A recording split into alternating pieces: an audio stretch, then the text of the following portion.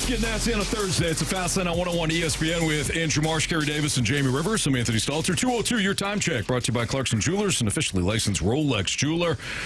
Dylan Holloway will be activated tonight. He has been activated from the IR as the Blues get ready to take on the Kraken tonight. Let's go, Holloway. Pre-game right here on 101 ESPN with Alex Ferrario starting at 6 o'clock. Puck will drop at 7 o'clock on the Blues Radio Network. Again, you can listen to it all right here on 101 ESPN. So, Jamie, can you give us an update on not only the Dylan Holloway situation, but what this means for Matthew Joseph? Because Matthew Joseph has been placed on some sort of waiver.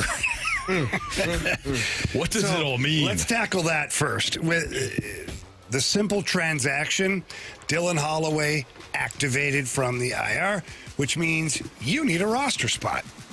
You don't have one. So therefore, someone has to leave your roster. Now, they weren't sure Dylan Holloway was going to go until, like, today. I think they were sure, but today they confirmed it. So, therefore, in order to clear up a roster spot, because technically, you put Matthew Joseph on waivers today, he does not clear till tomorrow, which means you don't have a roster spot until tomorrow. Dylan Holloway wanting to play tonight, so they put him on a non-rostered whatever it is. Yeah. And then they waived him. So what that means is tonight, Matthew Joseph will basically be not on a roster. So that you can add Dylan Holloway. But then tomorrow, if he clears waivers, he has to immediately go to Springfield. And I'm sure people are like, well, that's how it always works. No, it isn't. With regular waivers, when a player clears waivers, you can keep him on your roster. Some teams do the whole waiver thing is like, we'll throw a line in the water, see if anybody nibbles. And if they do, maybe we'll find a trade partner down the road because sometimes they don't pick a player off waivers and blah, blah, blah, blah. So, but this now means it's mandated that Matthew Joseph go straight to Springfield tomorrow if he clears. Gotcha. The thought is he will clear. I don't know if many teams will be picking up $2.9 million for a fourth-line bubble player at this point, is what he kind of has been all year for the Blues. Which then my prediction, and this is just my prediction and my own opinion, don't know it to be true, but my prediction is that they will offer him a buyout. So a waiver thing with the conditions with the purpose of a buyout. And then that would leave Matthew Joseph the ability to sign with another team before the deadline.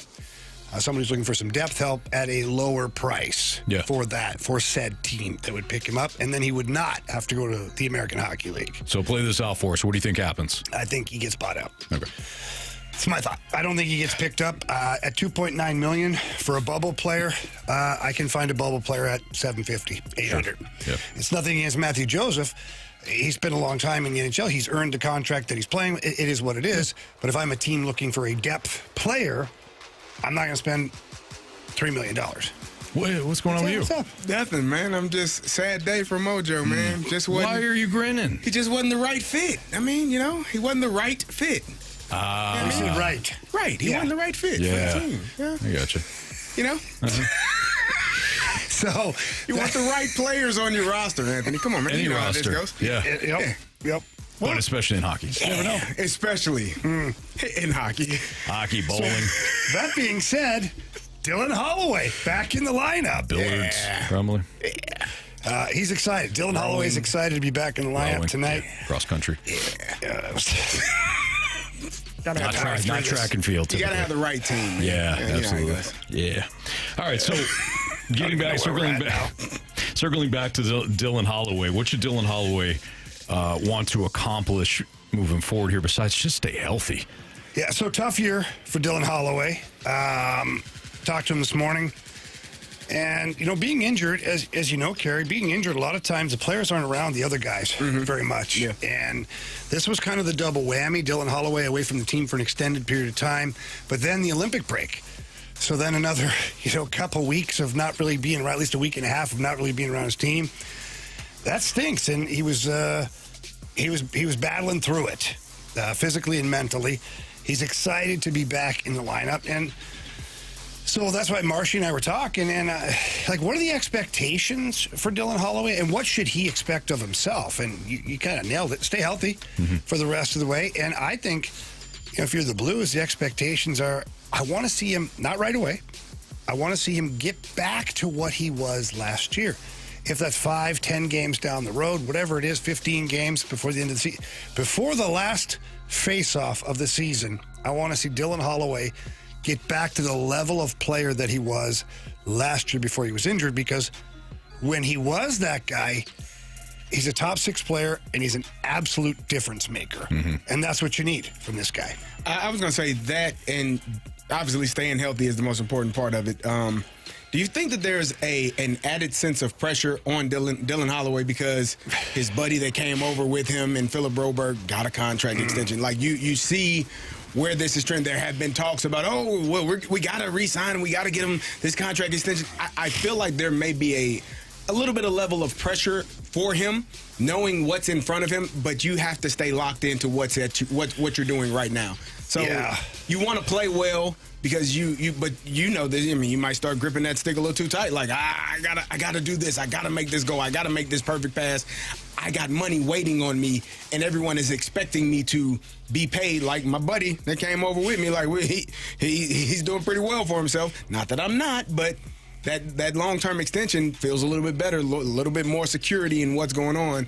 So I hope that, I hope that he's completely healthy and not dealing with any ailing injuries. I mean, he's just had kind of a rough year and a half here, finishing the last season and then going into this season, multiple injuries, but not focusing on what is in the future or what's ahead of you, focusing on what's right now.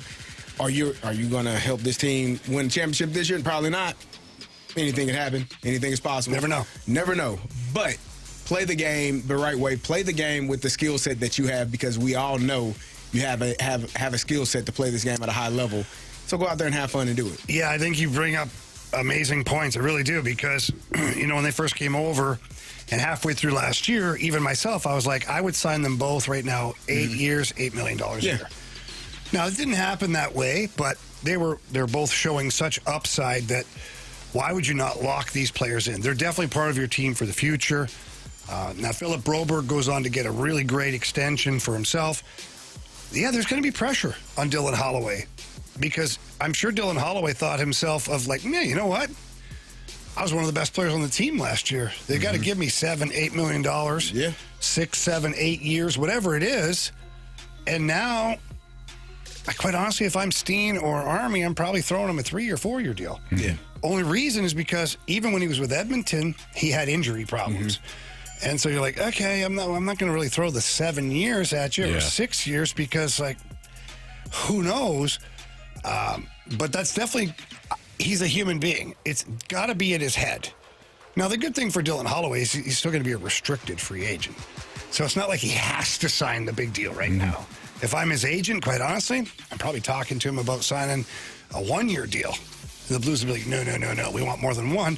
Settle a 2 year deal so that he can get right back to the table in 2 years and make big money. Right. When the cap goes up and he shows that he can be that elite player, there could be more money at the end of the rainbow than there is right now. But he's definitely feeling it. This is a kid that loves to play the game of hockey. He's a proud individual.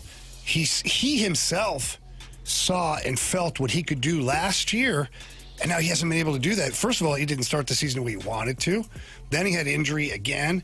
Then he re-injured it again playing in Edmonton because he wanted to come back and play against his old team. And so now this will be his first game back. I really, if I'm him or his agent and the coaches and everything, I just want him to focus one game at a time. Like, I honestly, if I was his agent or whatever, his sports psychologist, I'd say, let's set game goals. Not week goals, month goals, end of the season. Like, game by game. Like tonight, let's try to get 3 shots on goal.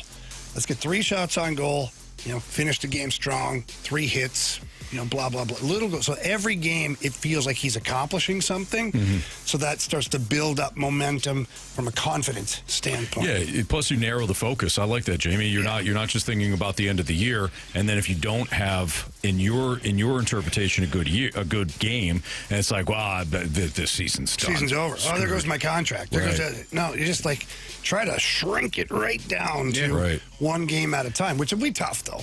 It'll be tough. It will be, but at least you'll be intentional about everything. You'll be intentional about the game. You'll be intentional about how you handle the game and what you want to get out of it. I speaking from experience, like when you're thinking about that contract, like you and you know it's kind of a carrot dangling in front of you, there can be a level of, man, I know it's right there. You got to do more. I got to do more. I got to prove to them that I'm worth that money that is right. I mean, I can damn touch it. I can see it. It's right there. My pal just got, he got a lot of, I know. We came together, man. You paid him? Hey, what about me? So I think that, like you said, sports psychologists, focusing on the right now, focusing on making the right play, focusing on doing the right thing. Those are the things that eventually get you paid. Not doing something, superhero like, I got to have this, I got to do this, I got to do. Just play the game the right way. Play the game with the level of skill and physicality or whatever you do. Continue to do that, and then the money will come. Yeah. And don't focus on the money. That's the ironic part, right? You try to do more than what you're capable of, and you set yourself further back. It's where the term comes for quicksand. you. Yeah, quicksand, or like you have said, Jamie, start to grip the stick. Oh yeah. And all of a sudden, you're not yourself, which is what the team wants you to be. They're expecting certain things. Now you're trying to do more. You can't even give the baseline. So be yourself. Be the player that you are. Yeah, and the last thing I'll add to this is, and I'm sure the coaching staff has talked to him about it, don't think you're the one entity that has to drag this team back into playoff contention. Right.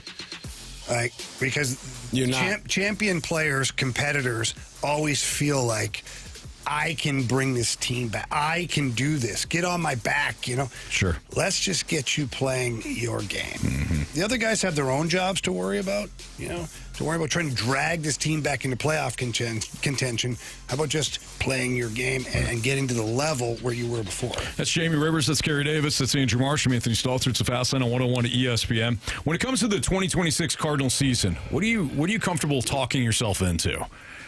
Even if it's a take that you kind of view as something that could blow up in your face at some point. Again, what are you talking yourself into when it comes to the 2026 Cardinals? That's next on 101 ESPN.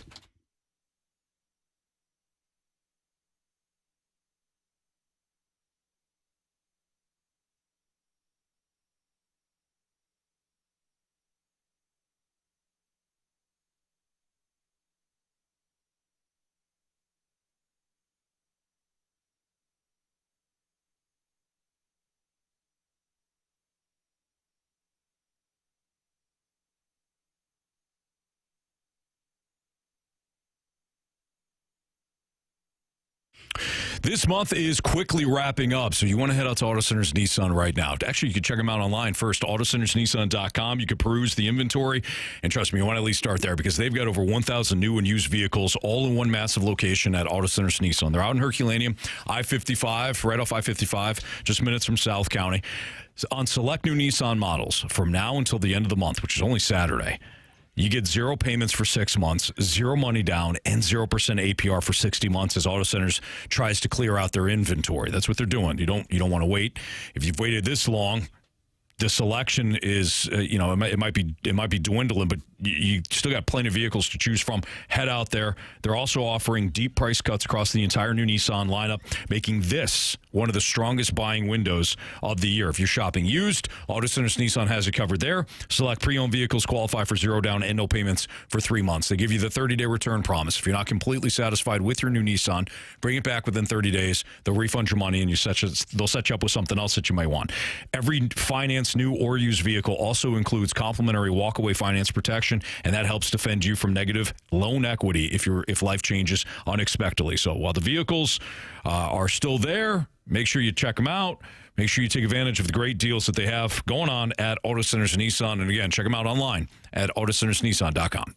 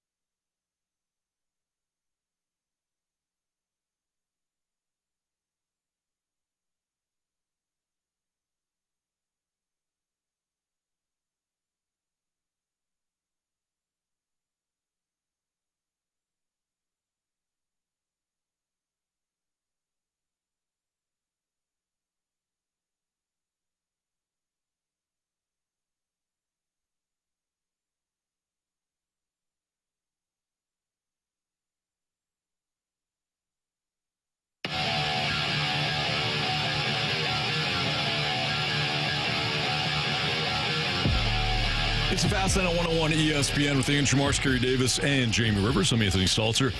What are you, or could you, talk yourself into when it comes to the 2026 St. Louis Cardinals?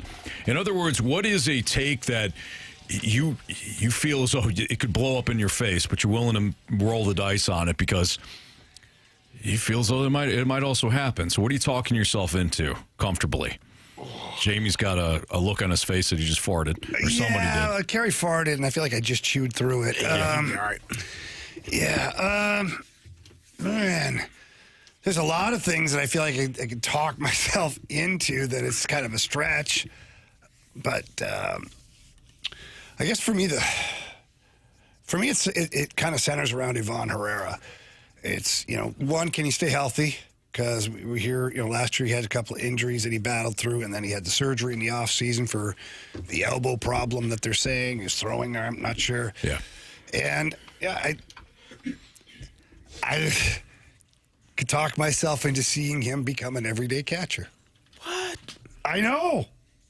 You must take certain... They're prescribed. Okay. Yeah, okay. I was just asking. Hallucinogens. It's amazing. Ayahuasca. Yeah. I was He's told at it's home. really good for you. Yeah. One of your favorite people told me about it. Oh, yeah? Yeah. Turkey football? No, Hey, Ron? another favorite one. Hey, Aaron Rodgers? Yeah. I That's crazy, could talk myself into it, especially following some of the comments from the front office and the coaching staff. So I was going to ask you, can you talk yourself into that because the Cardinals are still beating this They're drum? still kind of kicking the can down the road. So I can talk myself into it because, one, he's a hell of a hitter. And you want that bat in your lineup. Now, do you want to have that bat and another bat as a DH? That would be great. Not to have one guy. Catcher has a good swing, and whoever, Gorman or whoever is your DH for that day. So it makes more sense.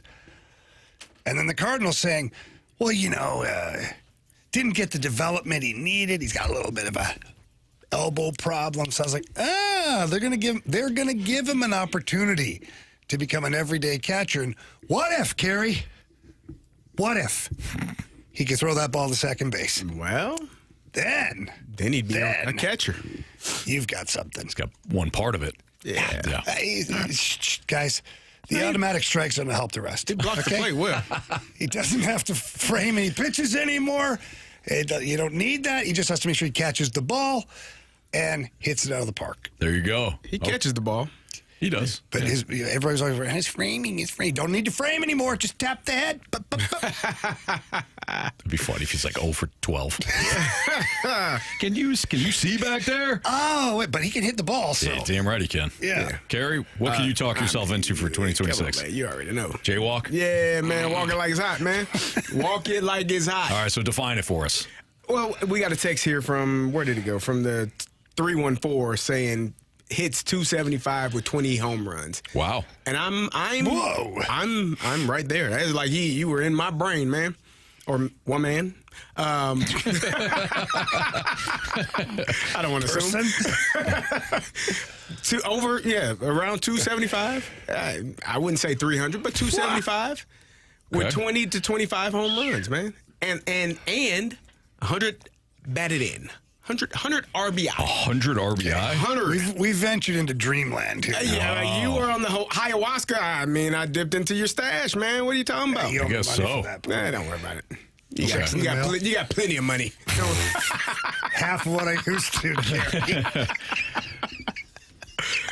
Yeah. So you're also expecting then a bunch of guys to get on base, and if he's going to have 100 ribbies. Well, yeah, man, you got to, get on base. Victor Scott and Mason Wynn and, JJ. Okay. All right. Yeah, Von Herrera. Guys in front of him. You'll be all right. We'll figure it out. So Kerry's We'll figure it out. talking himself into that. We can get 25 at least with 25 home runs. Sure. Yeah. You know what I mean? No doubt. Yeah, quarter of the way there. Marsh, what can you talk yourself into when it comes to the 2026 Cardinals? I'm looking at pitching, and over the last couple of years, the team, in terms of like the team ERA, has been somewhere in like the 20s. I could talk myself into the team ERA this season being a top 15 Major League Baseball club in terms of team ERA. I am excited about what this pitching staff can do, from the starters to the bullpen. I think they're going to be better than last year. I think it can't get any worse, right? So I really am excited about what the pitchers can bring to this team, and so I think I can talk myself into them being a top 15 team in terms of team ERA. Maybe that's not a crazy thing to think about, but when you look back at the statistics from the past couple of seasons, maybe it is kind of crazy to think that. Okay.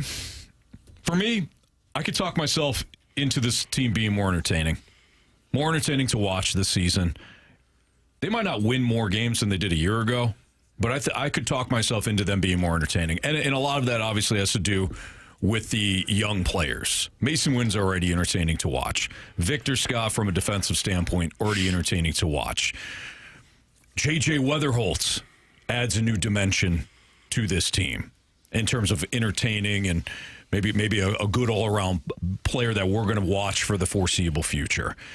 Jordan Walker, Nolan Gorman, there's nothing now in their way. Except for their own issues, right? Their own performance problems. Everything else, it's here you go.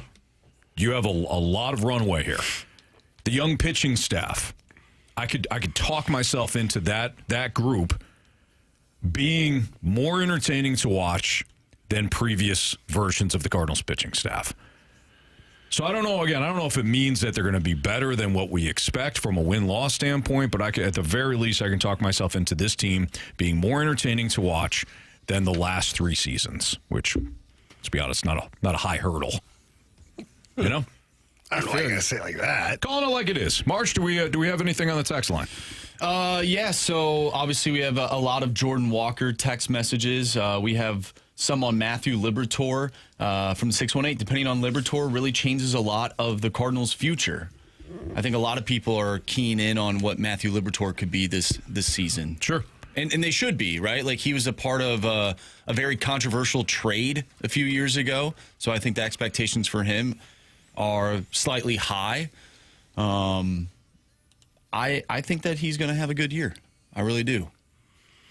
I think the pitching staff overall could have a decent year. I think Matthew Liberatore can improve on what he did a year ago, which was still impressive. I think Michael McGreevy, there's plenty of upside there. I think Michael McGreevy could wind up being kind of that steady Eddie of the starting rotation. Kyle Leahy's at least intriguing. Late bloomer, 28 years old, but somebody that's got some swing and miss stuff. Mm-hmm. And the Cardinals are going into that in that direction, certainly more so than the previous front office did. Mm-hmm. Previous front office was just fine, taking the approach of, we don't need guys that can throw hard and miss bats. We're fine with having the ball be put in play.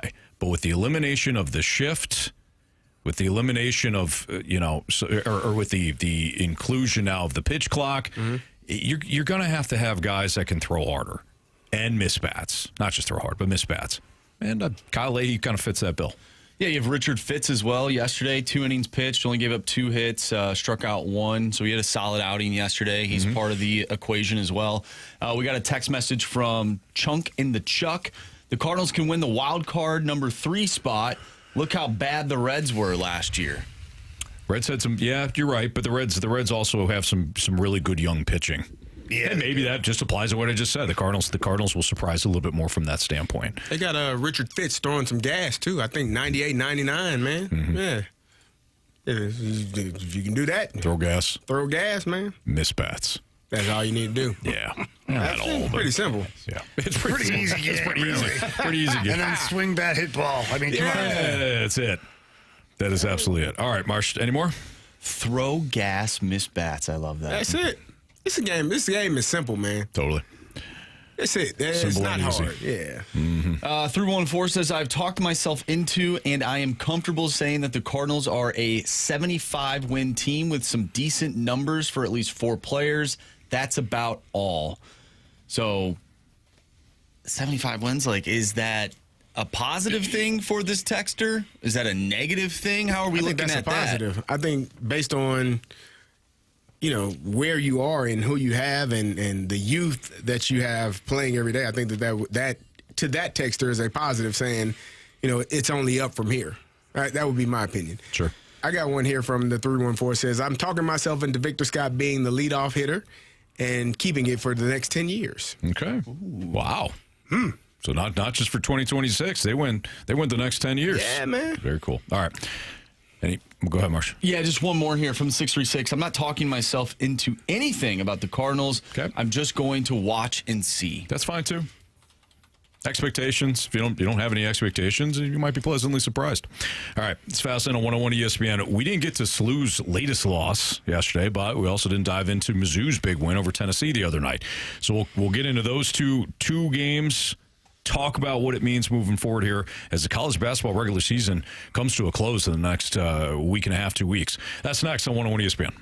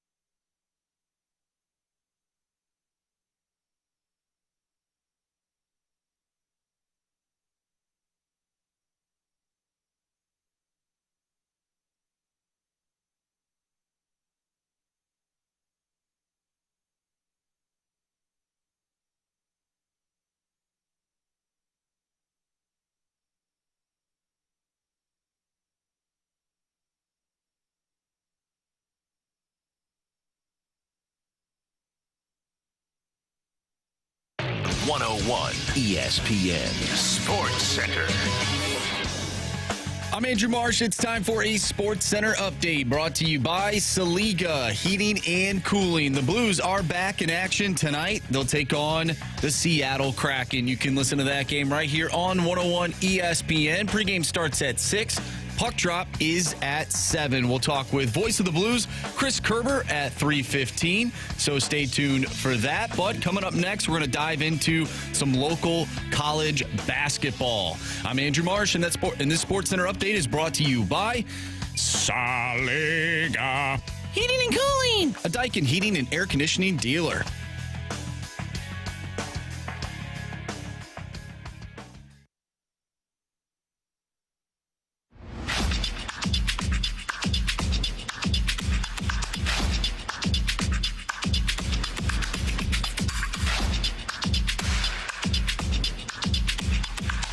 So while the Billikens are still having one of their best seasons in program history under head coach Josh Schertz, they're also coming off another loss. 2 nights ago, SLU went to Dayton, lost 77-62, dropping a late season league contest, ending a long stretch of dominance that they had previous going into the Rhode Island game. So they've now dropped 2 of their last 3 games.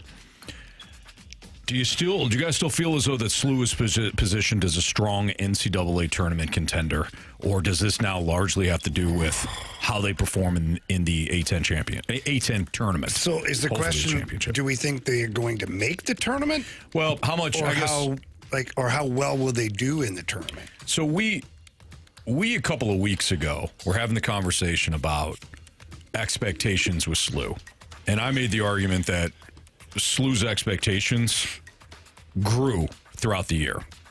At that point, it wasn't just make the tournament. It was win a first-round matchup and get to the second round. Since that point, they've lost, like I said, 2 of their last 3 games. Yeah. So I think the conversation has to now shift to how much importance is there on the A10 tournament when it comes to SLU making the NCAA tournament? Yeah, I think they're going to make the tournament regardless. I think they'll win out, which will put them at 28-2 to finish the season. I can't see how that doesn't get you in the tournament. Now, if they lose one more just by chance, then I think they've got to win their conference. Mm-hmm. Then I think they have to pound people, get to prove a point. Yeah. But when I look at their remaining schedule, not that I know the most about these 3 teams in Duquesne, Loyola Chicago, and George Mason, to me, I don't think they're powerhouses, which would lead me to believe that these are going to be 3 wins. Again, finish them at 28-2. 3. Yeah. They lost to Stanford. They lost to Rhode Island. Yeah, 20-3. My bad. That's right. My bad, Anthony. You're good. Put them at 28-3, which makes them, I believe, a strong contender to get in without having to do any damage in their conference thing. So when I'm looking at it, yeah, they've lost 2 of their last 3, but they also were down almost 14 points at one point to VCU. They were down almost double digits at halftime versus VCU. That's the game that they did win in between these 2 losses. You may be looking at kind of some issues that have been brewing, and some teams may have figured some things out. SLU is a team that is averaging over 90 points a game. But these last few games, they've been struggling. You talked about the loss to Dayton, which they scored, 62 points, yeah. And the loss before that, they scored 76 points. So you're looking at a team that offensively is usually stacked and playing at an extremely high level, but defenses are slowing them down. And if you can make a high-powered offensive team slow down their possessions, maybe get less possessions in a game, take more of the shot clock, and now you're giving them less opportunities and creating turnovers, which also limits the number of possessions and opportunities that they have to score. You could be looking at some real issues. I agree with Jamie. I think you win out the regular season, you make it to the A10 championship game or the A10 playoffs, and whether or not you win or lose, you're probably still in. But I don't think they have any room for any more losses at all this season, whether it be regular season or A10 tournament. Ooh. That's my opinion. Now, you can lose the rest of the regular season games and win the A10 tournament. Right. But I don't think you can lose any more regular season games and have a loss and not win the A10 tournament. So you think they have to win out and A10 go run the table? I think they have to win out the regular season and make it to the A10 championship game and win. Yeah, if they lose in the A10 championship game, if they win out, I think they'll still be okay. Obviously, seeding will be impacted greatly there, but best case scenario, they win out and they win the A10 championship, and then the losses, these late losses between to Rhode Island and Dayton, become more of a footnote when it comes to the selection committee. Shifting over to the Mizzou Tigers, 19-9 overall, 9-6 in SEC play. They did beat Tennessee 73-69. Tennessee being ranked 22nd at the time, something that certainly boosts their NCAA tournament resume. A few days earlier, they lost to number 20 Arkansas. So SLU continues to go back and forth in terms of what their true identity is as a team. This one is a little bit more clear. They're a bubble team. They have to make noise in the in the SEC tournament. I think that win versus Tennessee might have solidified them in the tournament. I mean, that was a huge win. As you said, just losing to Arkansas a couple of days before and then playing Tennessee. They do have to play Arkansas again at the end of the year, and Darius Acuff is one of the best freshmen in all of. He scored 49 against, I'm trying to remember who they were playing. Was it Alabama a few nights ago? It was, man, that boy was going. So they do have to finish the season against Arkansas and Darius Acuff, but I think Mizzou may have cemented their tournament opportunities with that win against Tennessee.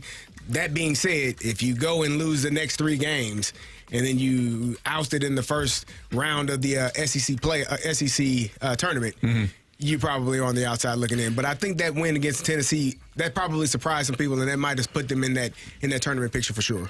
So Joe Lenardi has Mizzou playing one of those play-in games, and if they get in as an 11 seed, and if they get in, they would face number 6 Louisville. But again, this is just bracket watch. ESPN's Joe Lenardi. Bracketology. Yep. So I think I was just looking at that. I think that has not been updated for 2 days. Oh, okay. So the one that I looked at today. Okay, I'm seeing it now. You're right. CBS Sports, on their bracket prediction, they have Missouri a 9 seed. They are not one of the last 4 in, not one of the first 4 out. They are slotted to play number 8 Miami, who would they're not number 8 in the nation, but they would be the 8th seed. And then if they were to win that game, Mizzou, they would take on Michigan. Okay, so not an easy draw there. And SLU, yeah, I've seen it now. SLU in the same thing. 8 seed would take on a 9 seed UCLA, who then, if they win, would take on Duke. Good luck, man. Yeah. Hey, man, you want to win a championship? Yeah, you got to go through the best. At some point, you got to play them. What you talking about? Whether it's first round, second round, Final Four. Yep. You want to win? I do. Okay, then. Quit complaining. Not you, personally. No, yeah, you in general. People. If it applies. Yeah, I mean, If it does. But I wasn't talking doesn't right now. No, not right now. Yeah. Now, if SLU were to, let's say they win the A10 and maybe they bump up 1 seed, they'd be a 7 seed in that same, let's just say they're in the same bracket, same region. Perhaps they take on Illinois, who is a 2 seed in this bracketology. And SLU or Mizzou? SLU. Mizzou don't want to see that again. Oh, dang. Saw it already. They beat them by like 50, man. Wow. Yeah, neutral site. It was a lot closer than it looked. It was not. It was actually as bad as it looked. Mizzou fans know. They were there. Until they weren't. And that was right around the beginning of the second half. They were like, let me get the hell out of here and beat traffic. Yeah, it was not good. That was the night I was doing a thing for Urban Chestnut, and we were going to these different sports bars. And as the night was going on, there was more and more and more Mizzou Showing people. up? I'm like, you guys here already? I'm here to watch the game. Like, no, we were at the game. I'm like, what?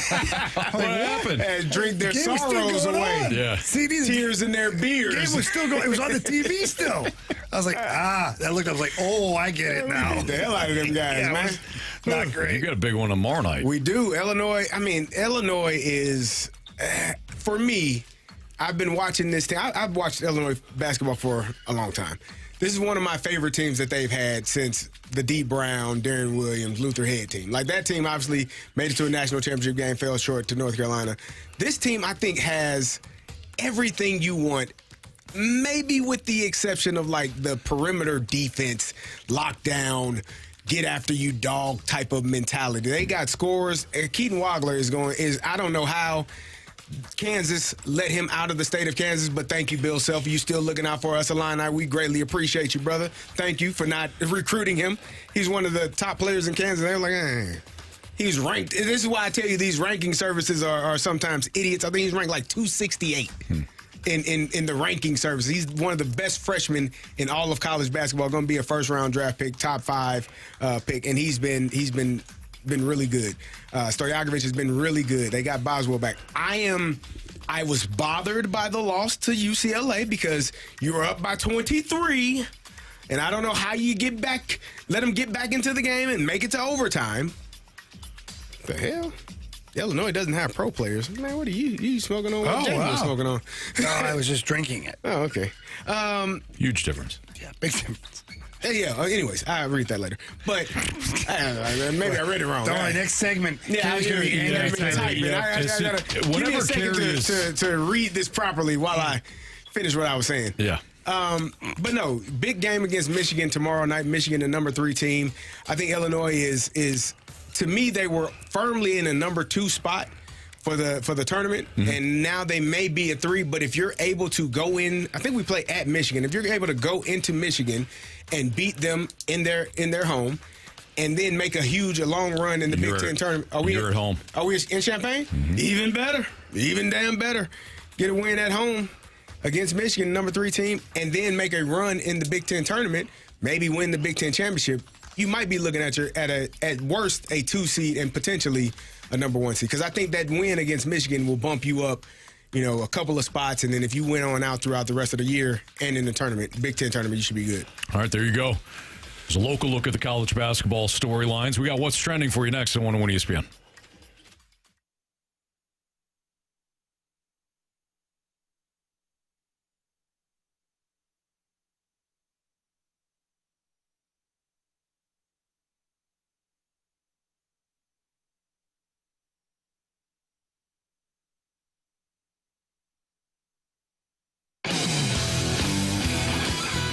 Spice up your vehicle today with some accessories. I mean, we all hit that point with our truck or car or SUV where we love it, but we're like, it's missing something. Well, my friends over at Pure Performance, they've got you covered. They are your one-stop shop for all aftermarket modifications. And whether it's an off-road package that you want, maybe it's just the bigger tires, maybe it's a lift kit, make sure you get a good leveling kit with that. Some places aren't paying attention to that, and then your car rides all wrong and wonky. Not at Pure Performance. They're the best in the business. Check out their showroom. It's a 25,000 square foot facility located in St. Peters, right off of Highway 70. Super easy to get to. Take the Cave Springs Boulevard exit, walk in. Please ask for Shelby. Tell Shelby that Jamie Rivers sent you in. She's going to help you out, whether it's modifications, whether it is a tire question. And let's not be mistaken here. Pure Performance, they have tires for any vehicle, any make, model, you name it. Doesn't have to be oversized tires. It'd be everyday tires. They've got you covered. They also have a full service garage. So if you need a tune-up, oil change, wiper blades, the technicians have got you covered over there. They truly are your one-stop shop. But you got to get by and check it out, or at least visit them online. That website is pureperformance.com. Again, that's pure, P-U-R, performance.com.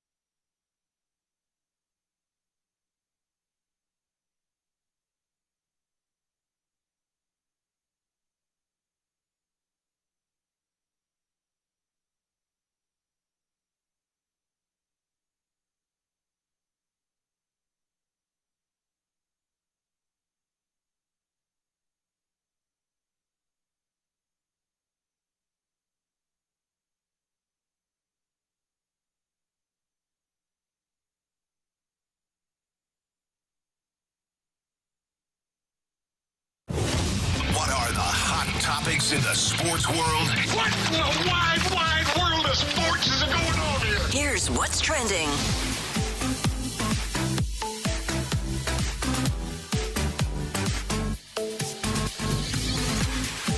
Welcome back to the Fast Lane here on 101 ESPN with Anthony Stalter, Jamie Rivers, and Carey Davis. I'm Andrew Marsh, and it's time for What's Trending. Gentlemen, fans can now vote for the 2026 Cardinals Hall of Fame.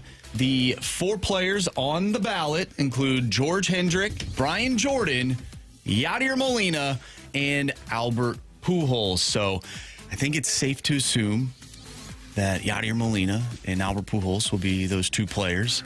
My question for you guys is, how do you see Albert Pujols, his career playing out if he stayed in St. Louis, and how different is the approach of the front office with Albert on the team?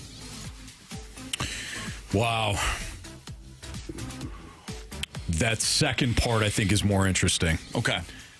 Because the second part, as we know, there's been a budget set by the DeWitts, whatever it's been, and it's not a blank check spend at will. I don't know if you see some of the contract extensions that we saw during the time that Albert left. I would like to think that Yadi and Waino would have still signed their deals. But if Albert was getting over $100 million, are we sure that the DeWitts would have turned around and then also brought back Yadi and Waino? Maybe one of those guys. I don't know if you get 2. Again, I'd like to believe the front office would keep those 2 players right where they're at and continue to make a run at it. But that would be my question. How do things play out differently when it comes to the contract situations with Albert? The other thing, of course, there was no DH in the National League. Right. And Albert dealt with a lot of lower body injuries. So would it have been kind of a frustrating time for fans to watch as Albert misses a lot of time, not having the opportunity to DH? I say that to say this. How it played out with Albert in St. Louis, you could not have asked for anything better. I know there's a large chunk of time that he spent in Anaheim.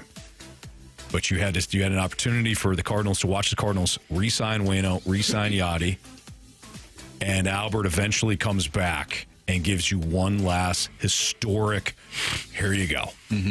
So You're welcome. I think it worked out very well. But Marsh, again, I think the second part of that question about the contract status, that's the one that gets to me the most. I'm just thinking about how George Hendrick and Brian Jordan got put on that list. Like, I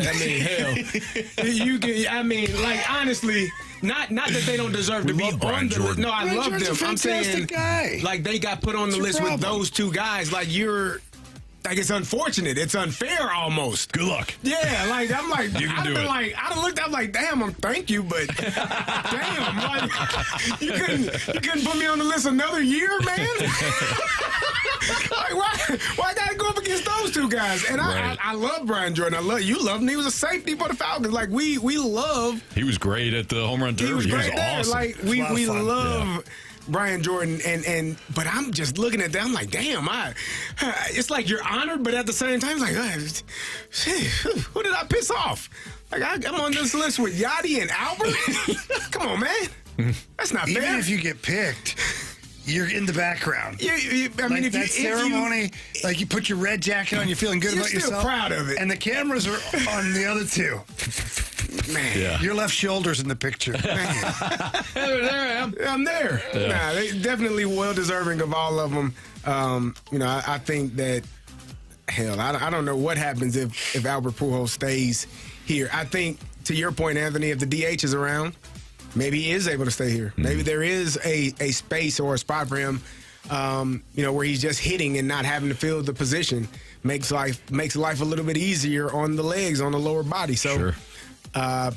Maybe you win another one. Maybe you win a couple more. Who the hell knows? But it is. It ain't nothing you can. There's no way to really tell because the team probably the team dynamic shifts drastically with you paying him that much money and you know that the salary cap for the Cardinals is existent. There is one. Right. Even if they won't tell you the specific number, there is a number that they are unwilling to go above. Yeah. So if you're paying one player that much money, well, who the hell else you got on your roster, and what other good players are you paying? Sure.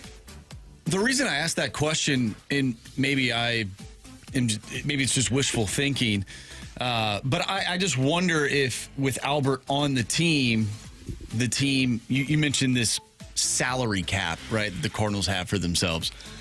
I wonder if they maybe have it go up a little bit because they have a future Hall of Famer playing first base, just an icon here in St. Louis. And maybe he's like, hey, we need to keep these guys because we're trying to win more World Series titles. Yeah. I wonder if they are spenders throughout the latter half of the 2010s, or just in that era. I wonder if they spend more because they have Albert Pujols on their team. Yeah, I don't know if that changes anything. I would like to believe that, Marsh. That's why I said wishful thinking. Wishful thinking, probably, yeah. So, Kerry, to your point about the whole Brian Jordan thing and whatnot, one of our texters from 314 says, why do the Cards even put Yachty and Albert on the ballot? Because they will be Hall of Famers, which means they'll automatically be Cards Hall of Famers. They go, we didn't have to vote for You didn't Ozzie. have to vote. You didn't, and you don't have to vote for Yachty or Albert. Like, I mean, people are going to, though, because they're there. I mean, you didn't have to put them like. There are exceptions to the damn rules, man. Like there isn't like. Everybody, Mike Tomlin said this. He was perfectly honest about this. I'm gonna treat everybody fairly, but I ain't gonna treat you all the same. Right. Don't assume that I'm gonna treat everyone the same. No. I'll treat you fairly, but you ain't gonna be treated the same, man. Like if you make $35 million a year and you make $350,000. I probably ain't coming to talk to you about, what do you think about the draft, this upcoming draft, and what some of our needs. I'm just saying, I probably ain't coming to talk to you. So, I think there's an exception to the rule. Yachty and Albert are clearly the exception to the rule. It's not too late, Cardinals. You can take them off and just put them in and give BJ and Hendrick an opportunity to duke it out for themselves. A real opportunity, because they ain't got no chance. I don't know what the curriculum is. I don't know what the criteria is, but it's going to be 100% voted for damn Yachty and Albert. And that don't seem fair to me, man. I mean, come on, man. Brian Jordan, I loved him. He was a hell of a baseball player, and he played football. Who the hell doesn't like that? Yeah. Like, come on. The Cardinals do the right thing, man. Just put them other two guys in, 4 and 5, they're in. Bing, bom, boom, it's done. You really don't need it. You don't have to. It's not rocket. Who the hell needs you to vote for them two? Who the hell was sitting here putting this damn list together? No, you know hold what? on, Carey. We Hold gotta on. make sure we get the votes in. Gotta get the votes in. You never know how the people feel. They should have just said this year's nominees are Brian Jordan, blah, blah, blah. This year's automatics are Yachty and Albert. Yeah, what are we doing? Come on, man. Yeah. Come on. What are we doing? Why play the game? All right, it's the Fast Lane on 101 ESPN. Is Fernando Mendoza truly a first overall pick or just a byproduct of a great team? Well, one national analyst and one former quarterback doesn't believe that Mendoza should be the number one overall pick. We'll get into that next on 101 ESPN.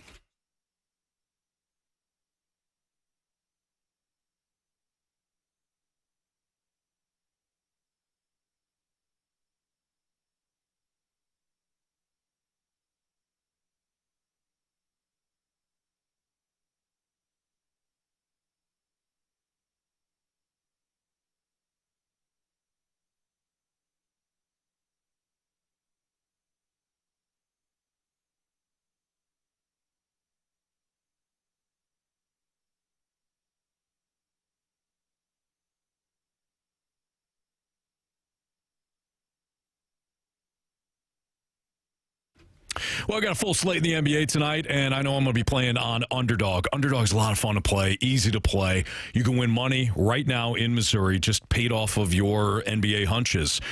Playing an Underdog, like I mentioned before, it's easy. Just choose whether or not certain players that you like or don't like based on the matchup will go higher or lower on their stats. That's it. So tonight, I like Anthony Edwards to go higher than 28.5 points against the Clippers.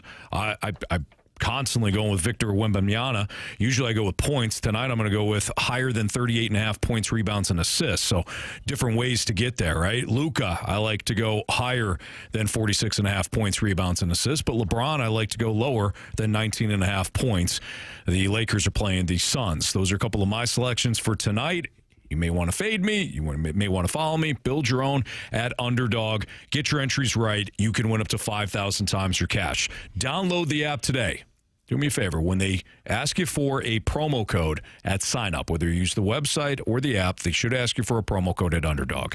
Just type my first name in, Anthony, and then you're going to receive $75 in bonus entries when you play your first $5. You can just use the promo code Anthony at sign up at Underdog, and you'll get the $75 in bonus entries when you play your first $5. Underdog, make plays, win money. Must be 18 or older and present in Missouri.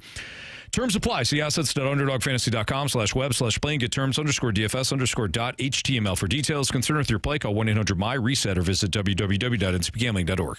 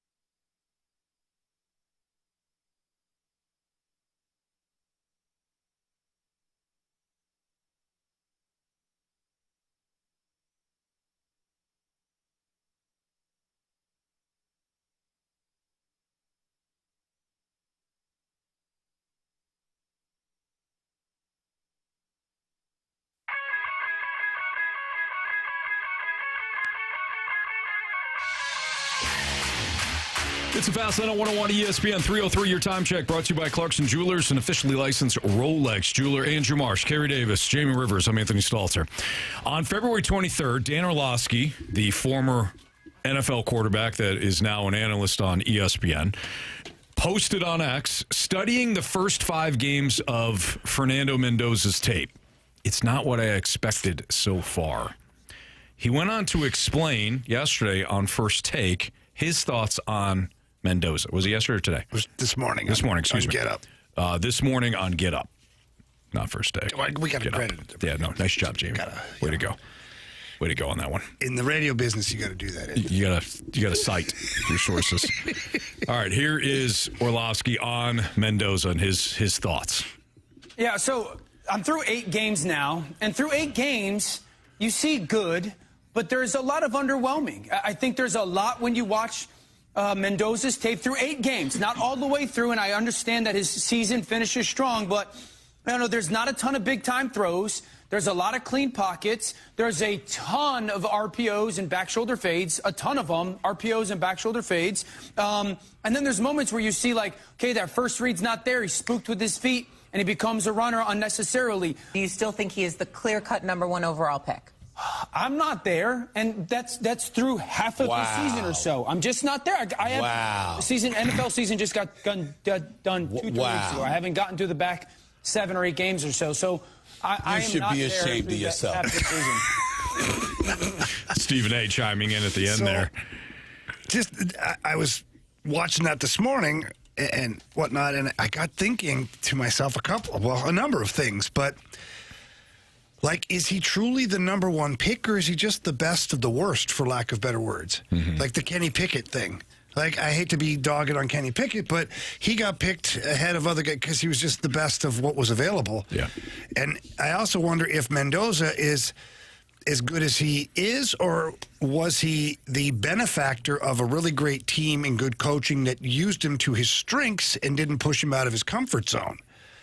Because I remember you specifically, Anthony, Carey, you were calling the game for Illinois versus Indiana, which was an unfortunate day for Illinois. Nah. But I remember Anthony coming in and said, all he did is just through slants. So I thought to myself, was that designed because it found an error in the Illinois defense, which obviously it was, or is that because that's what Mendoza is?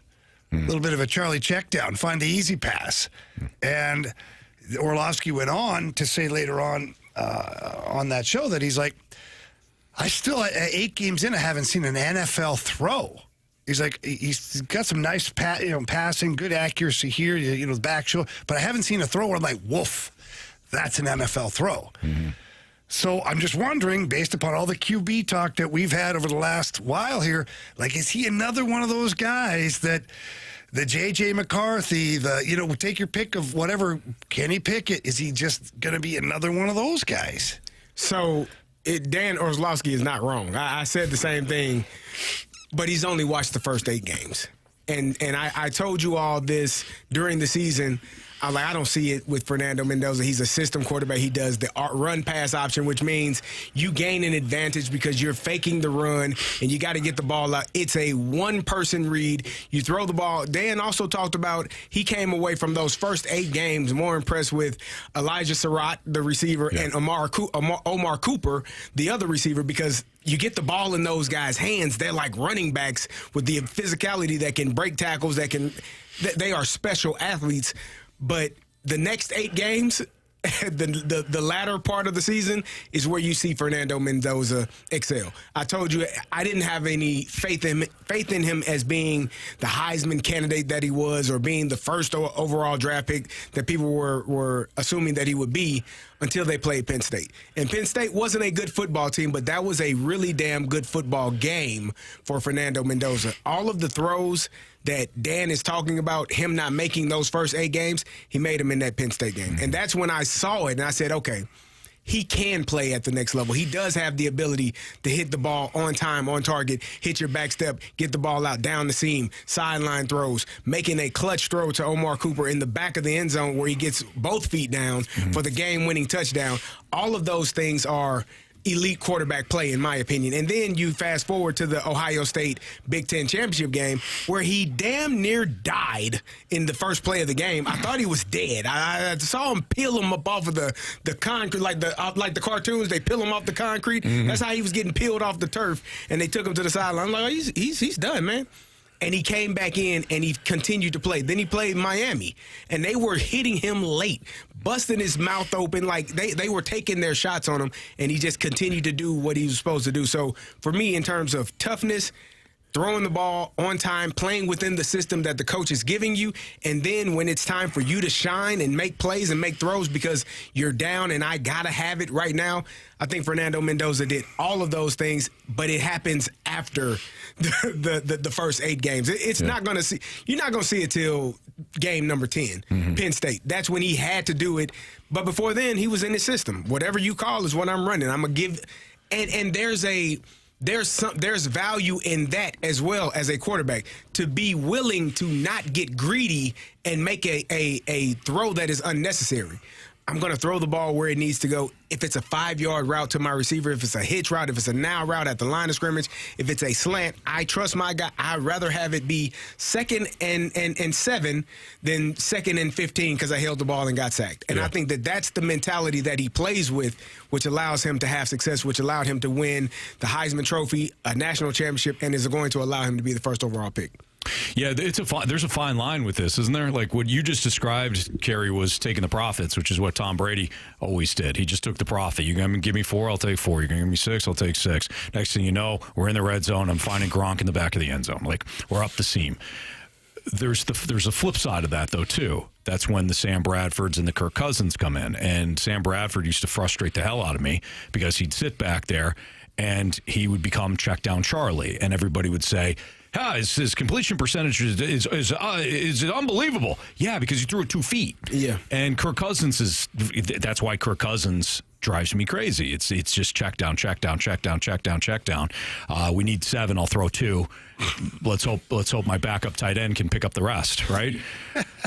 Sometimes that's the right throw, and sometimes you got to make a better decision. If Mendoza, if he's that guy, that's fine. If he does let it rip when the time comes, I think that's the big difference.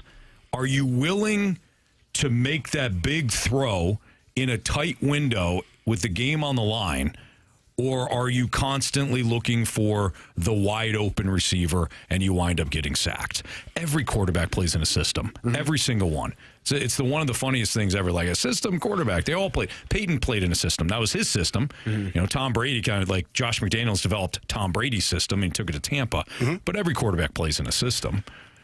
So that bothers me less than can Mendoza let it rip when it matters. Yeah. Let me ask you this. For both of you, and I don't have my own opinion on it. I'm just wondering, is he truly a number 1 or is he a number 1 pick this year? I think he's truly a number 1. And I say that because of all of the things that I just described. Like, the first 8 games, you're going to look at him like, man, he throwing it to some guys that go get it and make some things happen. Like, life is easy when I have one read. If that linebacker vacates his spot, I'm throwing the ball there. If he stands there, I'm handing it off. Like, that's it. I'm looking at one guy. Oh, he left. Boom. I'm hitting the receiver right behind him because that linebacker just vacated to try to come make a tackle on the running back. That's easy, but it also, it's indicative of him doing the right thing over and over and over again, and that's extremely difficult. It's going to be more difficult at the next level, though, Carey. That is, but that's why I said that's what he was doing those first 8 games, which Dan is talking about. And then that second half of the season, starting with the Penn State game, where, and it's not even the entire game, it's more so the last drive, because the last drive is where I think he hits Charlie Becker on the seam. That's when Charlie Becker, you're like, who the hell is this kid? He emerged. He hit him on the seam for a big throw, and then he hit, I think it was Cooper or Surratt on the sideline for a big throw. He was making very, very good decisions. And I don't know if it was the last drive or the last couple of drives of that game, making very good decisions. And then you cap it off with, I got to throw the ball for a touchdown, and I throw it in the only place that my player can catch it, and he gets both of his feet down and makes an NFL catch in a college football game for a touchdown. Great catch by him. Great decision and great ball by the quarterback. So for me, from that point on is when I said, all right, cool, he can play. But up until then, I was just like Dan. Man, this kid he's throwing the ball. I watched it. And Dan even mentioned it. He said, I watched him play Illinois, and he said Indiana put up 50 points. It was 63, Dan. It's okay. And he forgot 2 touchdowns or touchdown and 2 field goals. He's trying to be nice. And he said he didn't throw the ball more than 5 yards. He didn't. He didn't have to. He didn't have to. Right. He found something, and that coaching staff, and again, that to me is, I give credit where credit is due, because as an offensive coordinator, 95% of offensive coordinators don't want to do that. It's boring as hell. 95, probably 100% of quarterbacks don't want to do that. It's boring as hell. But if I can throw the ball to my receiver at the line of scrimmage and he runs for 50 yards and scores a touchdown, it's a 50-yard touchdown. Nobody cares that you didn't throw it 49 yards in the air and he made a miraculous catch over his shoulder in the back of the end zone. Nobody cares. Yeah. When they put it in the stats, it says 50-yard touchdown, and all you did was throw it at the line of scrimmage and your receiver did all the work. Cool. Not a problem. So, for me, the progression that he made from week 8 into the second half of that season, I think it was leaps and bounds, and it just showed his ability throughout the entire season to do what was right with the football, take care of the football, and then make plays when they need to. That's Kerry Davis. That's Jamie Rivers. I'm Anthony Stalter. Chris Kerber will join us next ahead of tonight's Blues-Kraken game. We'll chat with Kerbs here on 101 ESPN.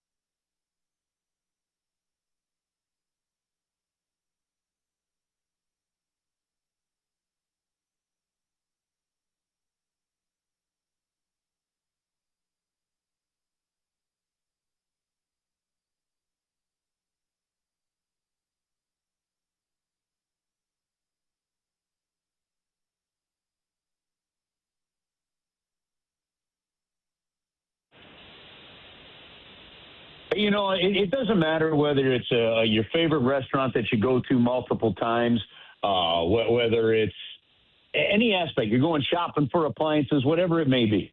You want great customer service. Well, look, when your furnace goes kaput, when something's going wrong, when it's not blowing heat in the middle of winter right now, we got more snow coming potentially on the weekend.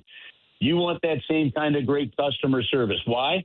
Because you know that you want it to be done right. You know you want people you can rely on, and you know that you want great service, and that's what you get at Classic Air Care. Travis was great, has excellent customer skills, showed up and explained what he did to help us today. He's very detailed-oriented and helpful to his customers. Can't say enough good things about Travis. That's a review that Barbara left for Classic Air Care, and that's why they have a 4.8 Google rating. You can check out more reviews like that at ClassicAirCare.com. Now, it's no secret that February is the best month to get a great deal on a new HVAC system, and they can get it to you right now. Right now, they've got a free water heater when you purchase a new system, and they have generators as well. So whatever you may need, they've got you covered. Don't worry. Hey, how about a dry winter? Well, how about $100 off a whole home humidifier? I've got one of those in my house, and it's awesome. It's Classic Air Care. They're there for you as we get another round of winter weather coming in. Keep them front of mind. They can typically get to you within 24 hours. It's Classic Air Care. They've been making people comfortable since 1926.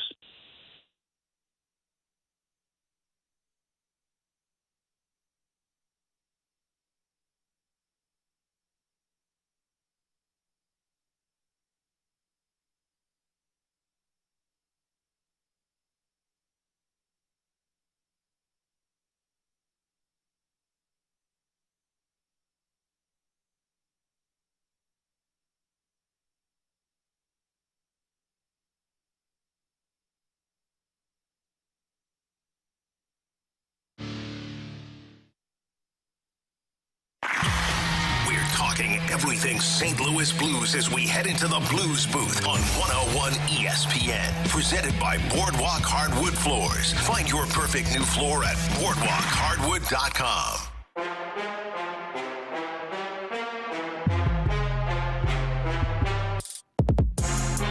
It's the Fast Lane on 101 ESPN with Kerry Davis and Jamie Rivers. I'm Anthony Stalter. Let's head to the Collier and Thompson phone line. We'll talk to our guy, Chris Kerber, voice of the Blues, right here on the Blues Radio Network. What's up, Kerbs?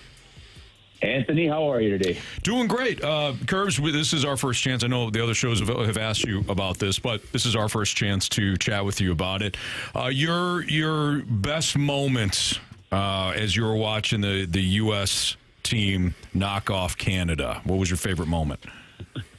Well, I was in Oxford, Ohio. No, I was not at the Brick Street Bar where I should have been, but I was visiting, my alma mater, Miami there. Gracie wanted to take a look at it for grad school. So the fun part for me as a dad, and Gracie being such a hockey fan, is I woke her up. We turned the game on Eastern time and watched the game together at the hotel, and, to watch her cheer it on and to see how it goes. And my goodness, I mean, what just a fantastic hockey game. And, the United States at times in that third period got lucky. Canada definitely dominated the second and the third periods. But in a winner-take-all game, as we all know, you can get goalied in this game, and boy, Hellebuck was good. Kerbs, I know you have some strong opinions on certain things, especially some of the rules in the games. I'm just wondering, and listen, I said this on air the very first day, that both teams were provided with the exact rules of the tournament, which included the 3-on-3 in the championship game. So you better figure it out. If you're Canada, you better figure it out if you're United States. I have no animosity towards it at all. However, how do you feel about a gold medal game being decided in a 3-on-3 format for either side of the equation here? Well, look, the traditionalist and the idealist in me doesn't like it. I want these things decided 5-on-5 in the pureness of the sport. But you also understand that in tournaments there are certain aspects of it, and those were the rules going in. So I'm with you on that. Would I have loved to have seen it stay 5-on-5? I absolutely would have loved to have seen it stay 5-on-5. I mean, it would have, that way if the United States still gets the game-winning goal, Canada would have just lost their minds completely. So that said, I mean, it is what it is. There's also, Jamie, there's also some so fitting about this. I mean, you're talking about basically the three best players that they're given position on the ice for Team Canada, and every one of them made mistakes in overtime that wind up costing Canada there, which to me is a fascinating angle to this whole thing. But yeah, look, as an idealist, I would love to have seen it stay 5-on-5, but it's that old thing in sports. Everyone's playing the same schedule, playing by the same rules, and you just go where it goes, I guess. Kerbs, let's be honest. Even if it was 5-on-5, Canada would have found something else to complain about. They played better. They were the best team the entire game. If you seriously find a country that's got to cheat at curling, right? Yeah. To me, and I love Canada. I love my Canadian buddies. It's a spirit of curling, Kerbs. There's no rules. Oh my gosh, we've actually gotten Bill Belichickian when it comes to freaking curling. Like, oh my goodness. Oh, what's that? Winning Every team. Yeah. Yeah. Kerbs, Blues start win back. any way you can unless it's touching the stone with a finger in Olympic curling. Yeah. Kerbs, Blues start back up tonight. How excited are you for the game, and what are you most looking forward to? What are you looking forward to seeing? I am really excited to be working again tonight, so that is really cool. I'm excited for the game. I'm excited for two great crowds. Saturday night's game 2 is supposed to be another great one with Jersey coming into town. I'm honestly, I'm looking forward the most at this point in time of the season, and is to see where these young kids take this team and in what direction. I think you've got to be, I don't know whether it's excited, nervous, whatever. You're curious to what changes this team's going to make as the deadline approaches here over the next week and a half. 5 games to go. Well, really 4, until the actual trade deadline hits. We'll be in San Jose that day. So, there's a lot of intrigue and curiosity there. but I'm looking forward to seeing Dvorsky tonight centering Braden Shen and Jimmy Snuggerud. I want to see Philip Broberg honestly just start skating like the wind and making plays. See how that confidence that he gained and what he learned playing alongside Carlson the entire tournament for Sweden, what that's like. Jimmy Snuggerud, Jim Montgomery did an event, a speaking engagement. I was with him yesterday for Stiefel, and Jim Montgomery said he felt like maybe the last 10 games going into the break, Jimmy Snuggerud was the best forward on the team. So does that continue? I think it'll happen, honestly, to me, after the deadline, because, if Springfield makes the playoffs and they're only 4 points out, Steve Ott's got them on a good run right now. You're going to want guys like Stenberg and stuff available for that. But when they do call him back up, what that's like. So that's the angle I'm looking at this thing at this point in time. Chris Kerber joins us right now on the Fast Lane on 101 ESPN, play-by-play man for the Blues right here on the Blues Radio Network. So Dylan Holloway activated tonight, Kerbs. We had the conversation earlier. What do you think Dylan Holloway can and would like to accomplish between now and the end of the season? Well, look, I think what he can accomplish is a lot in terms of just producing on the ice. Dylan Holloway is an exciting player. He's a really good player. And I don't know that we've really seen the true potential of Dylan Holloway yet. I don't think anybody has in the NHL. 2 days ago at practice, he was on the ice another 45 minutes after everybody else was out there working on things. He was the last skater playing in tonight's game coming off the ice today at the morning skate. So on the ice, sky's the limit, really, when it comes to this guy. The reality of it is, and I'm going to take it from what Doug Armstrong said. You've got a guy that's a restricted free agent at the end of the year. They've already re-signed Philip Broberg. Doug Armstrong was very direct, and blunt when he said, we need to know whether or not this guy can stay healthy before you give him a certain kind of extension. And injuries have been a problem for him in his career. He's such a nice young man and such a hardworking guy. This one's easy to pull for.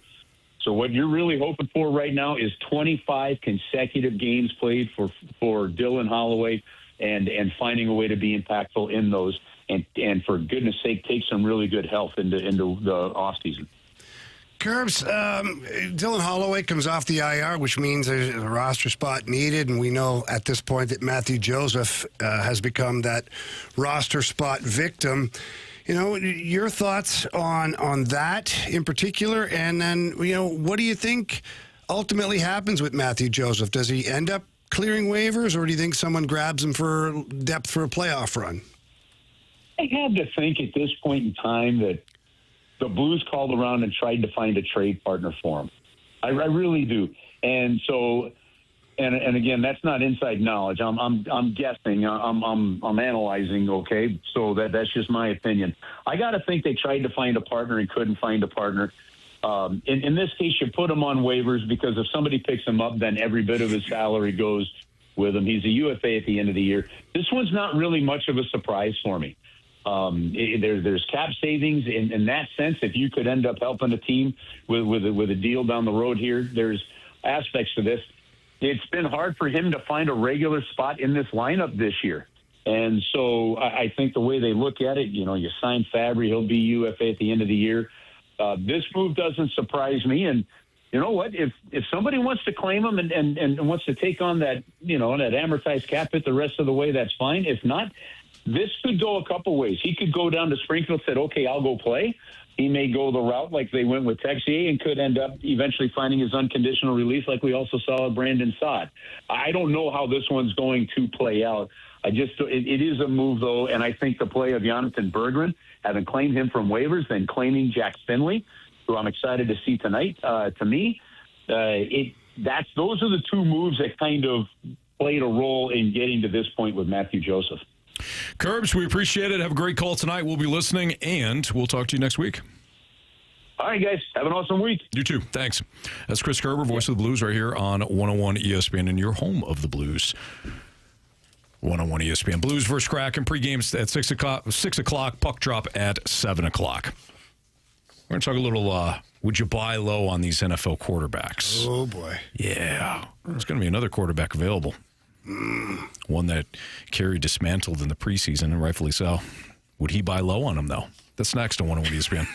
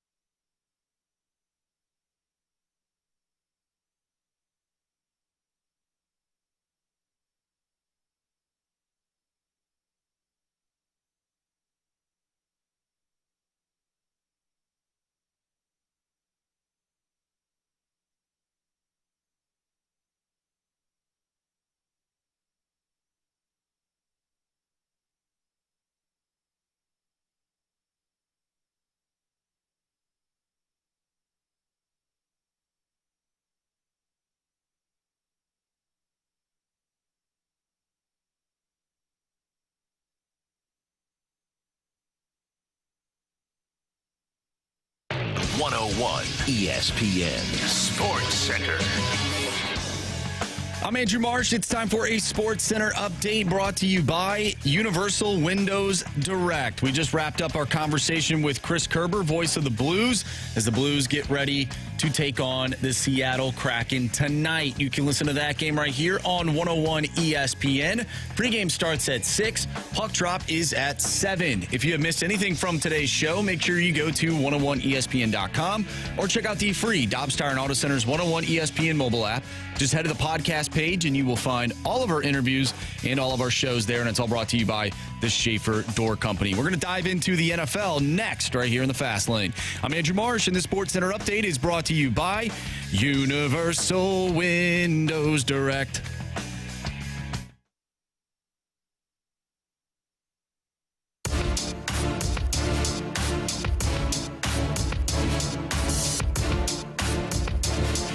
Would you buy low on these NFL players that are either in free agency or will hit free agency soon? Well, it's quarterbacks plus. Yeah, you didn't hear the tease. Quarterbacks plus. Well, you heard it. Huh. You rewind that, maybe? He heard It's it in there. correctly. Yeah, we don't have to. We're not going to gaslight my guy, Jay. I said quarterbacks plus. All right. No, and then you said, talk about Carey's guy here. Remember that? He did. Said it just like that, too. You know what? You're done at 4 o'clock. You're done at 4 o'clock today. Okay? Okay. All right. Marshy, without further ado, quarterbacks plus on this list. Yeah, so the Colts, they've given quarterback Anthony Richardson permission to seek a trade. So let's just start with him. Is this a guy that you would buy low on, that you would take a chance? Obviously, his career hasn't gone the way that he would like it to go. Obviously, the way the Colts would have liked it to go. But is this the guy that you would want on your team if you were a fan in the NFL? Man, the talent-wise, from a talent standpoint, a skill set standpoint, there's a lot to work with here. But Carey broke it down perfectly for us in the office, then again on air when Anthony Richardson got – everybody remembers the big hit from preseason. Mm-hmm. And a lot of people were like, well, if you can't protect a guy, how do you expect him to develop? And Carey broke it down how Anthony Richardson never set his offensive protection. This is something he's got to do on a regular basis, it definitely during the regular season, but also in preseason. And he paid the price for it. Mm-hmm. If he can't read defenses at the NFL level, if he can't set his own protections, you can have a raw lump piece of clay that you can mold, but I think there's a long way to go here with Anthony Richardson's development. Now, maybe working behind Daniel Jones and Phillip Rivers helped him. I don't know, but this is not. I would not give up anything but a late round pick for him, and have an understanding that this is a major project. What are you giving? Like, what are you expecting of him if you're? Not to be a starter. Not to be a starter, to be somebody that get in the building and start grooming on the chalkboard. Mm-hmm. Yeah, I would say for me, it's not. I don't know if I would take a flyer. If it's 7th round draft pick, and it's a depth piece, a guy that you think, you can help, mold into the quarterback that you want him to be, and because you're solidified at your quarterback position for the next 2 to 3 years. And maybe you're trending in a way that you need to have a quarterback, yeah. But as far as bringing him in and having him compete for the number 1 spot, I probably wouldn't do that right now. Sure. And if I'm Indianapolis, why the hell am I giving him opportunity to look for a trade? I'm not. You're done with him. No. Yeah, that's what I'm thinking. No, Once you're done, you're done. No, no. I think he's got another year or two under contract, man. You stay here. They're trying to get away from that. You ain't paying him no money, man. He on a rookie deal. You're good here. What does that tell you? That tells you that they're telling us everything without telling us. That tells me that that the Colts might be not wise, because who's their quarterback? Whoa! What the hell are you doing? You don't even have a quarterback. Your quarterback You have a quarterback who doesn't have use of both of his legs. It's pretty vital. They got Riley Leonard. I forgot about Riley. Okay, yep, get Pride of Duke and Notre Dame. Did you just see that? Forgot about Riley. Okay. And, yeah, you brought Phillip in last year. Hmm? Yeah, that didn't work out. But, Give him a chance to go look for action elsewhere. What just happened? I forgot about Riley. He forgot about Riley. He forgot about Riley Leonard. Forgot he's on the staff. You were on the roster. defending him, and then you flipped on him. Well, I mean, hell, I watched him play. Hang on. You did hang too. on. Yeah, write this down. Beware of Carey's flip. There we go. All right. He brought his flippy floppies today. Yeah, man. Anthony Richardson is he needs to develop as a quarterback and not just an athlete. His first year, banged up his shoulder, running into people, trying to run people over.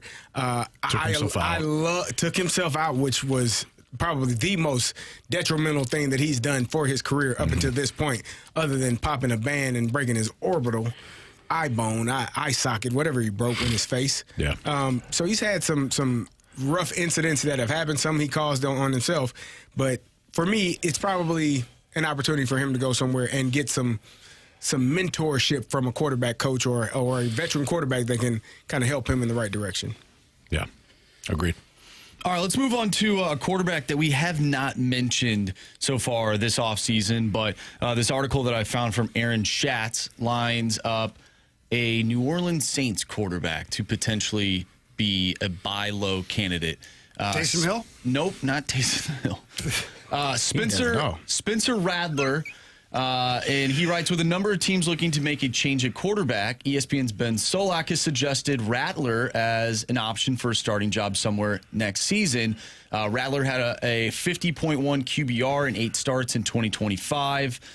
He has strong physical tools. What are your thoughts on Spencer Rattler moving on to a different team? Would you buy low on him? I thought this is what I think. Tyler Shook stepping in and looking competent and winning games tells me all I need to know about Spencer Rattler. Same team that is coached by the same man, same offense, same team that looked incompetent at times. With Spencer Rattler under center, looked competent with Tyler Shook, a rookie by the way, and Rattler. While he does have some physical traits, and a lot of people, he's one of those guys that the internet, like film darlings, love him. Like, watch this throw. This is unbelievable, blah, blah, blah. Just need somebody to develop him more. I would pass because that's all he is. I think he's got a couple of good throws, and that's it. I don't think he's an NFL quarterback. Did you say people see him as a starter? Is that what that said? That's what it said. There are teams out there that need a quarterback. You know what I think? Anthony? He's like the Lars Nootbaar of the NFL, where people just look at these numbers. The more I hear people talk football, the more I think I don't know football. Just saying. I didn't watch a Spencer Rattler game and say, man, he could start for any team in the league. I've never thought that. Even the worst team in the league, I didn't think that. So maybe I don't know as much football as I think I know, and I got to get back in the lab because clearly I'm crazy. Okay. Yeah. Again, he could be a player where teams think, he's with a bad organization. They're not in a good spot right now. Maybe I can be the one to essentially make him a better quarterback. That person that says that or be looking for a new job, I will be looking for a new job in 3 years. I might be more interested in Tyson Bagent than Spencer Rattler. That tells me everything I need to know. Right? Right. Anthony, you said quarterbacks plus. I want to bring up a defensive player. Please do. One player that a lot of people in this area are probably familiar with, at least in the state of Missouri. This guy went to Tennessee, got a big payday. L'Jarius Sneed, what are your thoughts on him? Because at one point he was a dominant defensive player, not so much anymore, but could the right system, the right defensive coordinator put him in a position to where he can get back to the player he once was? I don't have to pay the freight, which is good. But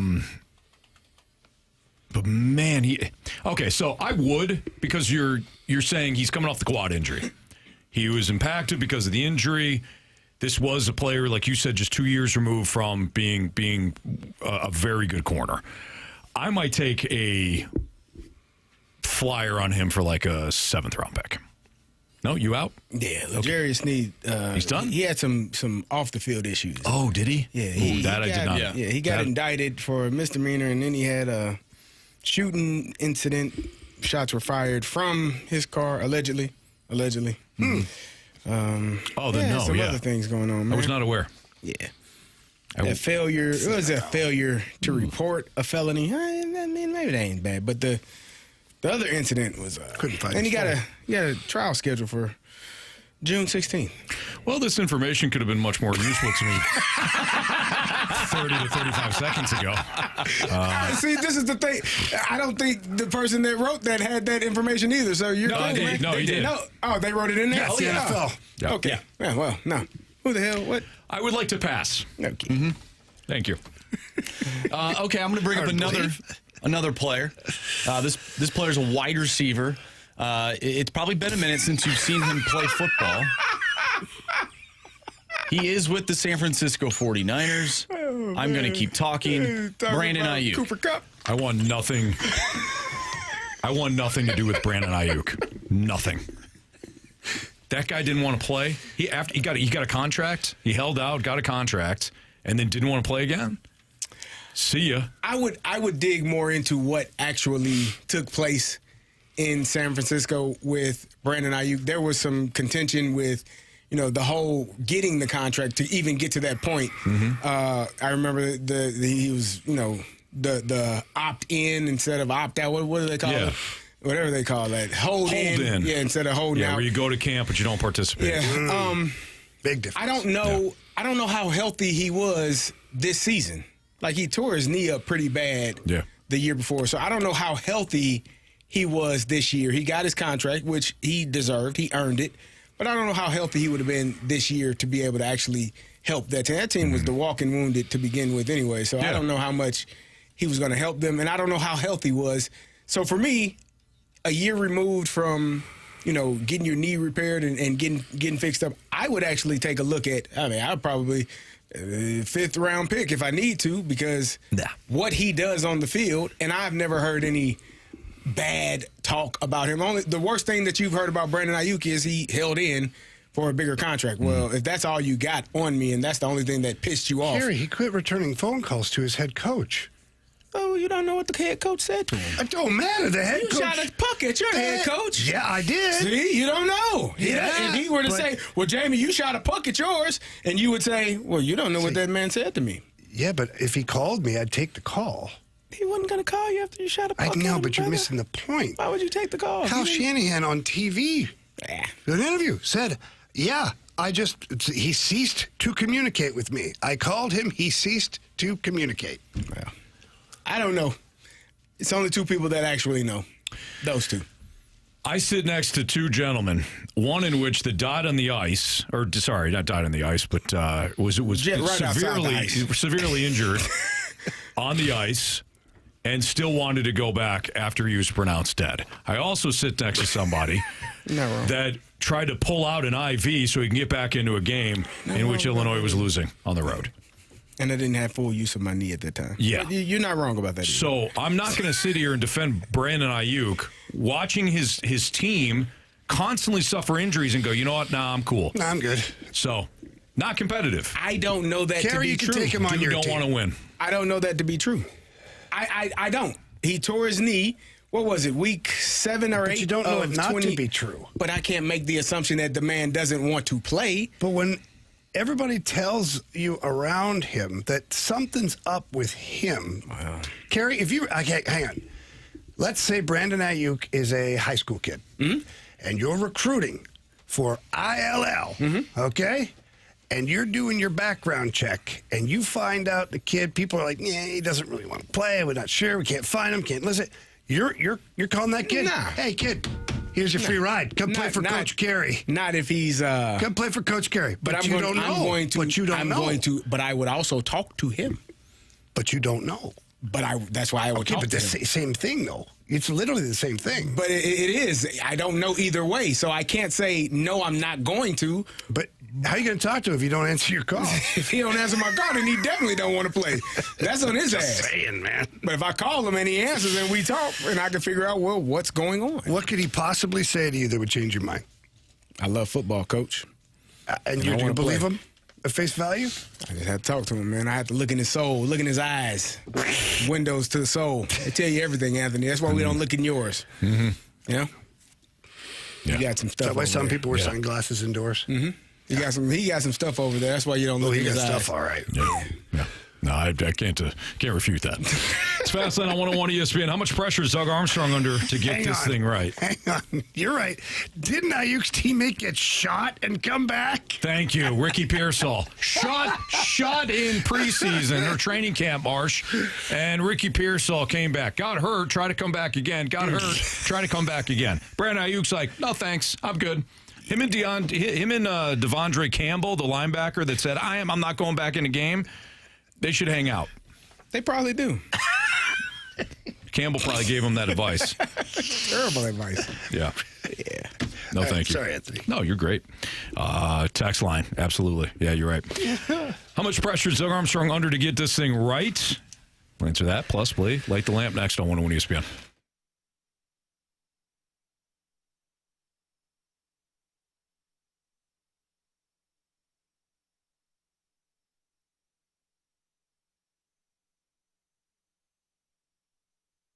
Missouri, get ready. My friends over at Circus Sports, they're giving you a chance to win Derek Stevens' wallet. That's right. The owner of Circus Sports has an unbelievable promotion going on right now from February 3rd, which is long gone, but to March 15th, you can take home your share of $250,000 in cash. Now, that is available only for the state of Missouri, which means you got to get on the App Store or the Google Play Store.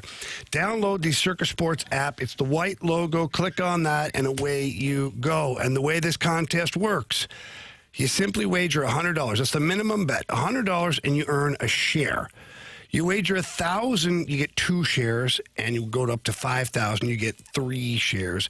And you can bet on anything, whether it's pro sports, college sports, there's straight bets, futures bets. It doesn't matter. You have a chance to win a portion of Derek Stevens' wallet. Guaranteed $250,000. No strings attached to it at all. So please don't miss your chance to cash in and take home your share of Derek Stevens' wallet. And for more information, you can always visit circasports.com. Must be 21 and over and in Missouri. Gambling problem? Call 1-800-BETS-OFF.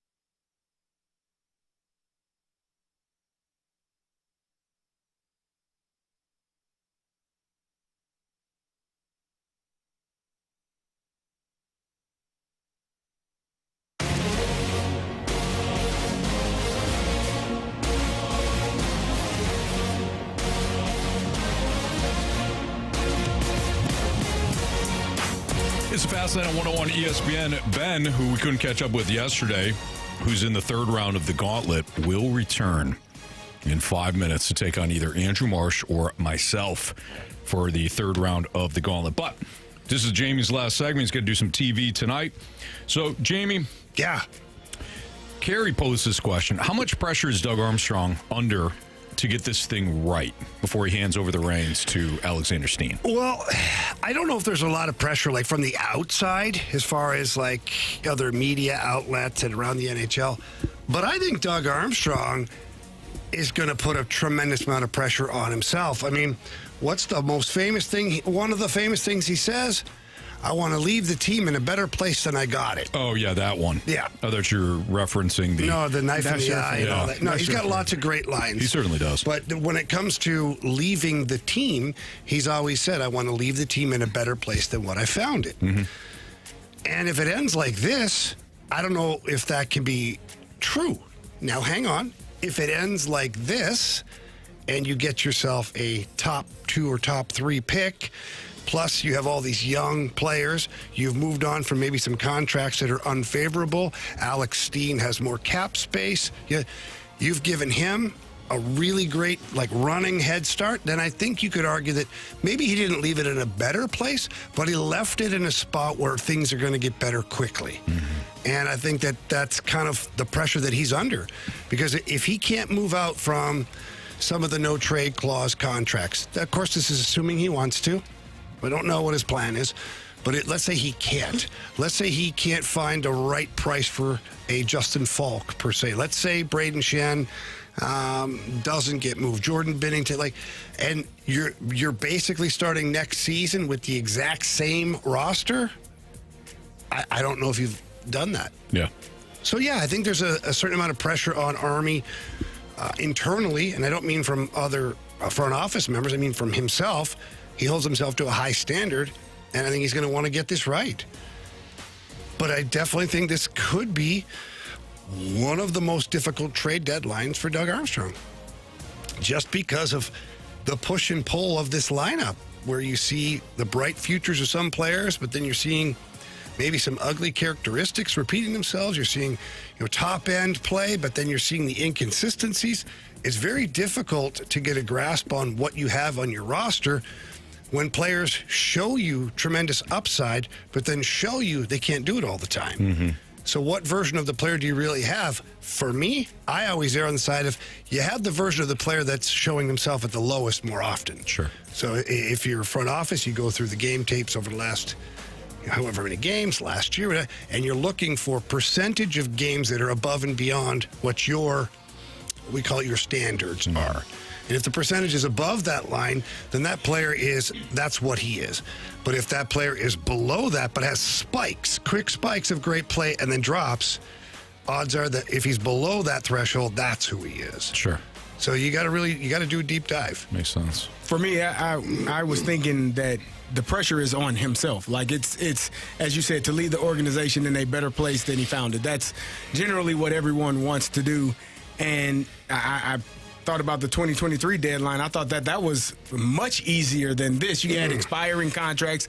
You knew that you were going to move on from some of those guys. It was an easier task. My question to you and to all of you is, does he have to move one of those no trade clause contracts? And I mean by one of the 3. I'm talking Robert Thomas, Jordan Kyrou, Pavel Buchnevich. I know Shen has a modified no trade clause, so does Binnington. I'm talking about the full no trade clause contracts. And granted, that's if he gets approval from that player to do so. But in order for this team and for him to say, I left this organization in a better place than I found it, does one of those contracts need to be moved in order for that to happen? That was a question. You don't have an answer for me? No. Okay. He wasn't listening. I wasn't listening. Actually, I didn't. I thought he was making a statement. It wasn't rhetorical. Yeah. I thought it was. Yeah. Do you have an answer, Anthony? No. Okay. All right. What was the question? Okay. Try this again. Part 2. Take 2. I apologize. It's okay. We talked about Army leaving the organization in a better place I heard all that part. than he found. You heard that. What part do you want me to repeat, man? The part question. that you didn't hear? The actual question. Is it too much? Yeah, I think so. I said in 23, it was easier to make those trades because of the expiring contracts. In order for him to leave this organization in a better place than he found it, air quotes, does he have to move on from one of those 3 no-trade contracts? Wow. I would think so. Will he be able to do it? Yeah. I don't know. The 2 different things, but I think so because at this point you have to look at the core of this team and say it just hasn't worked. And some of those no trade clause guys are part of that core. Some of the other part of the core is guys that you'll probably be able to move. You know, I look at a Braden Shen, a Binnington, a Justin Falk. Like, you'll probably be able to move those guys. That's part of your core. right. And the other part is also part of it. So which part are you wanting to move more than the other? And which part are you able to move quicker than the other? It's just, like I said just a couple minutes ago, this is going to be one of the most challenging trade deadlines in Doug Armstrong's tenure of being the Blues president/GM. All right, let's light the lamp before Jamie gets out of here. And a couple of guys can really shoot the puck. Shooter! I must confess you scored first. Well, who was the first person? Breakaway! Shoots! Score! We got hockey to learn. All right, Marsh, what's our latest standings? We haven't played in a while. Yeah, it's been a minute. Been a while. Jamie is in the lead. He did pick up 2 points heading into the Olympic break because he had Jimmy Snuggerud scoring a goal. Jamie has 17 points. Carey has 13 points. Anthony, you have 5 points because Jordan Kyrou scored a goal. And I have Anthony, you're hot. 7 points because Pavel Buchnevich scored a goal. So Jamie, Carey, myself, and then you, Anthony. Well, you know, Marshy, I love them storylines. Give me that Dylan Holloway. Give me that Hollywood. That's a good choice. Carey. Give me Dalibor Dvorsky. Marshy. Neighbors. I'll take Jordan Kyrou. It's Fastlane on 101 ESPN. Of course you will. I like it. Good pick. No suspense good there answer. Good whatsoever. answer. He's got all 5 of my points. Why would I go elsewhere? Yeah, I mean, why would you go with someone more than 1 point? I've tried. Yeah. And they've failed me. They have. Every single time. You're right, So Anthony. they're dead to me. My goodness. Jamie's got to get out of here. Ben will choose either Marsh or me next in round 3, the Gauntlet, next on 101 ESPN.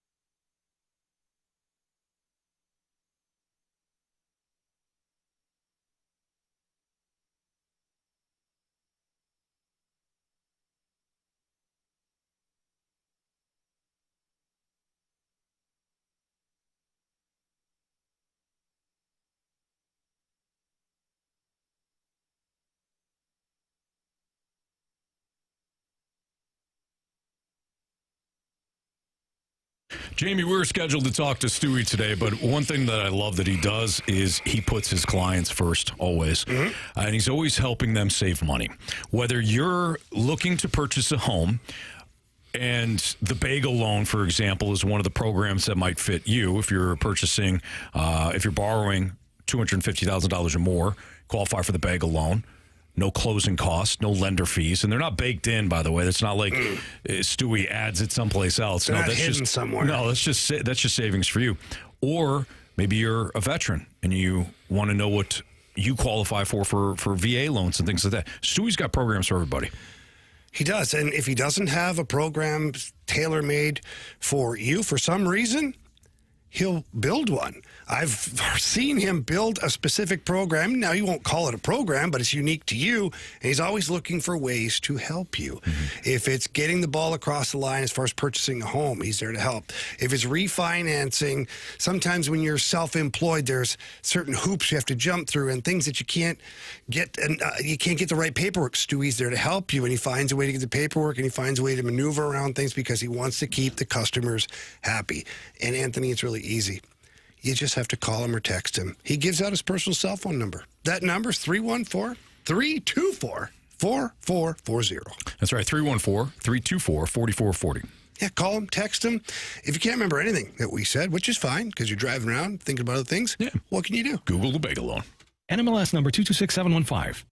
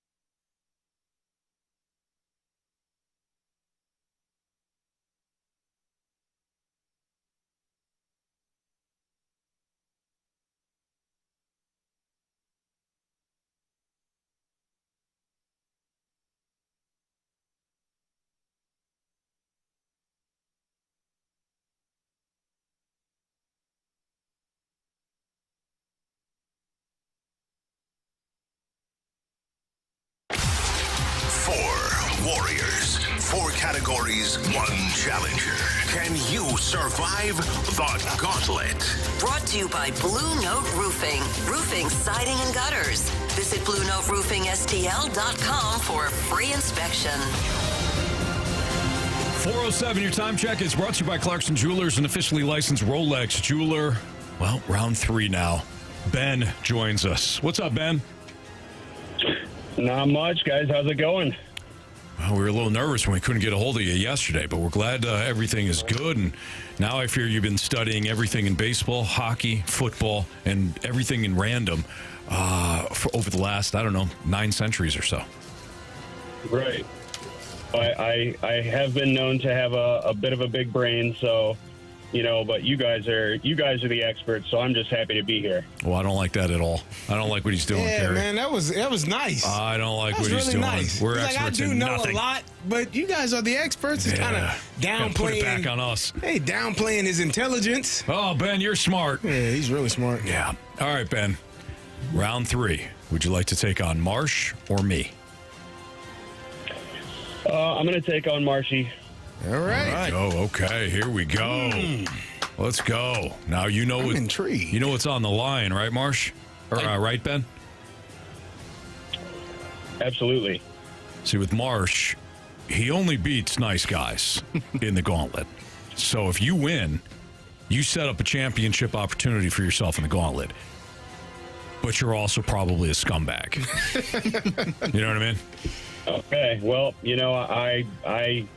I've been known to be kind of a jerk sometimes, but I do actually consider myself a pretty nice guy, so we'll see what happens. You see what he did there? He did both. He's twisting. I like it, man.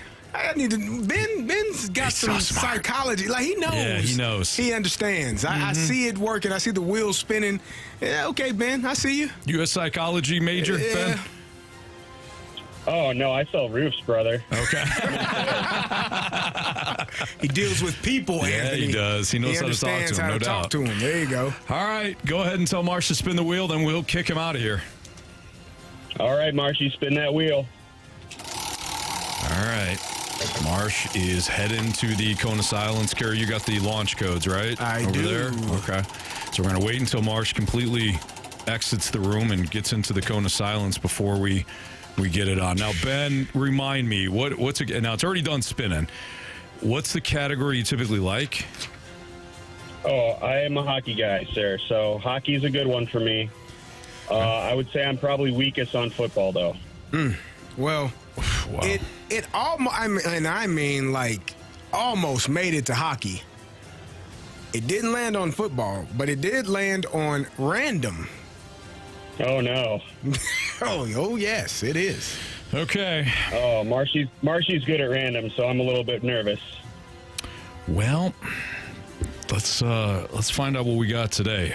All right, so you're going to get 4 random questions. Each one is worth 2 points unless you ask for the options. If you ask for the options, those questions become worth 1 point. Are you ready? I'm ready. Spidey Comics, here we come. The original members of the Sinister Six supervillain team included Mysterio, Dr. Octopus, Vulture, Sandman, Electro, and who else? Oh, my gosh. I am not a comic book guy. I will need the options, and I'll be taking a guess. Okay. Kraven the Hunter, Rhino, or the Green Goblin? Kraven the Hunter. I like that name. Kraven the Hunter. Okay. Final answer. All right, question number 2. Philadelphia cream cheese does not, in fact, come from the city of brotherly love. Where did it actually originate? Oh, boy. Options. I'm trying to say this right. Worcester. Worcester. I don't think that's how you say it. Worcester. I did Worcester? Yeah. Worcester, Massachusetts, Lansing, Michigan, or upstate New York? It's going to have to be on the East Coast because the East Coast is older, and so is Philadelphia cream cheese. New York. Upstate New York. Final answer. All right, Ben, question 3. Spell the word bailiwick or ballywick, which signifies an individual's domain of responsibility or expertise. Can you use it in a sentence, please? Sure. This sentence has ballywick in it for question 3 of the gauntlet today. Okay. Boy, oh boy. Ballywick. Ballywick. Ballywick. Final answer. All right, can you repeat that? Ballywick.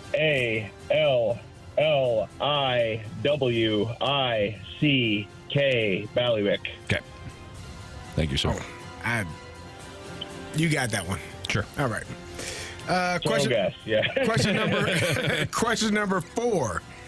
Identify the Stranger Things actor who also fronts the indie pop band Joe.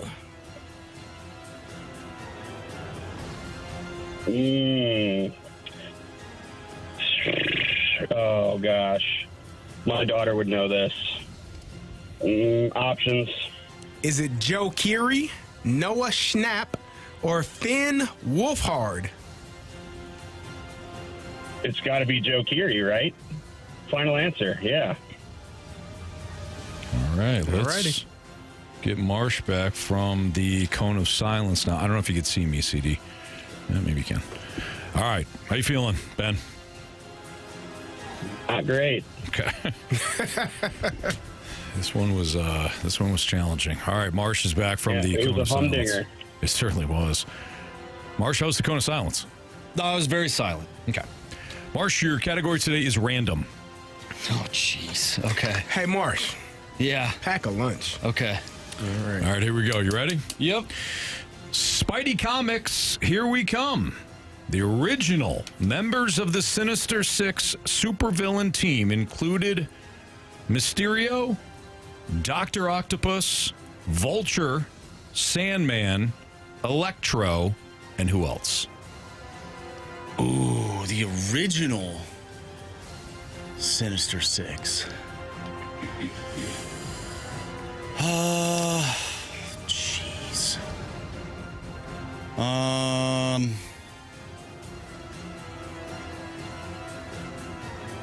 I think it's the chameleon. Chameleon, final answer. All right, question number 2. Philadelphia cream cheese does not, in fact, come from the city of brotherly love. Where did it actually originate? Options. Worcester, Massachusetts, Lansing, Michigan, or upstate New York?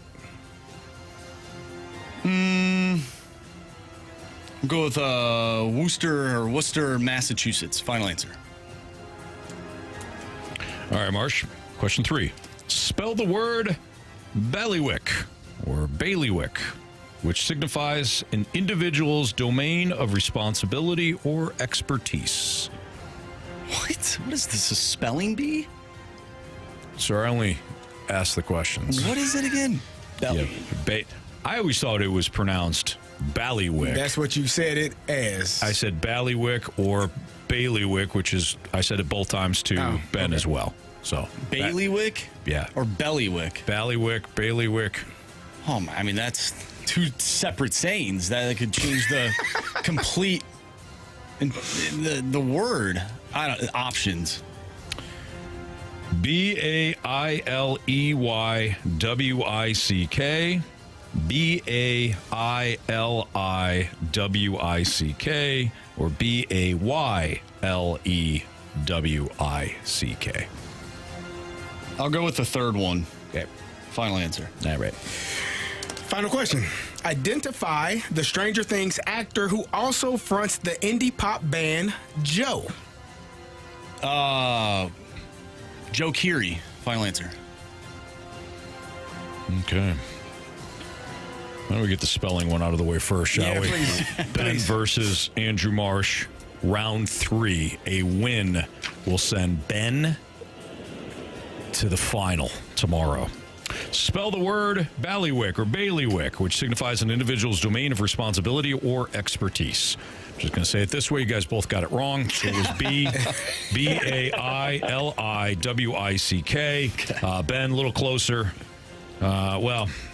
Yeah, whatever. He had a Y in there, didn't he? No, he didn't. I don't know. Yeah. I couldn't keep up. Speaking of why is that a question? Well, you know. Yeah, well, you know who to talk to now. Either way, Ben, you attempted 0 and got it wrong. Marsh, you did not attempt it and you got it wrong. So, moving on. Moving forward. Identify the Stranger Things actor who also fronts the indie pop band Joe. You both said Joe Carey. Correct answer is Joe Carey. But Marsh didn't need the options on that one, so Marsh takes a 2-1 lead. Philadelphia cream cheese does not, in fact, come from the city of brotherly love. Where did it actually originate? Ben went with upstate New York. Marsh went with Worcester, Massachusetts. Correct answer is upstate New York. Ooh. We're all knotted up. 2-2 tie. Could come down to this. Could also see the closest to the pin tiebreaker emerge here. All right. All tied up. 2-2. Spidey Comics, here we come. The original members of the Sinister Six supervillain team included Mysterio, Dr. Octopus, Vulture, Sandman, Electro, and who else? Marsh did not take the options on this. Not that it matters right now because we're tied. But Marsh didn't take the options. Marsh, you went with Chameleon. Ben did take the options, and he went Kraven the Hunter. Ooh. If it's Kraven the Hunter, Ben's going into the championship tomorrow. If it's Chameleon, Ben and his reign of terror is over. If it's any other supervillain, we're going to a walk-off. So, Carey, name that other Sinister Six supervillain. Chameleon was a great song. It's Kraven the Hunter. Ben! Wow. Wow. You have chosen wisely. Ben, you got 3 out of the 4 correct. The only one you got wrong thus far ever has been the one spelling one. So well done. Yeah. I don't know about you and your character now with you beating Marsh, but you will face me tomorrow with a Gauntlet trophy on the line. Nice job. Oh, thank you. Good job, man. I'm coming for you tomorrow. Oh, man. That gives you your answer. I got to ask, did you save me or it just worked out that way? Oh, no, I saved you for the last because you're the easiest one. Oh, dang. I was right about you, Ben. He's not a good guy. Not a good guy at all.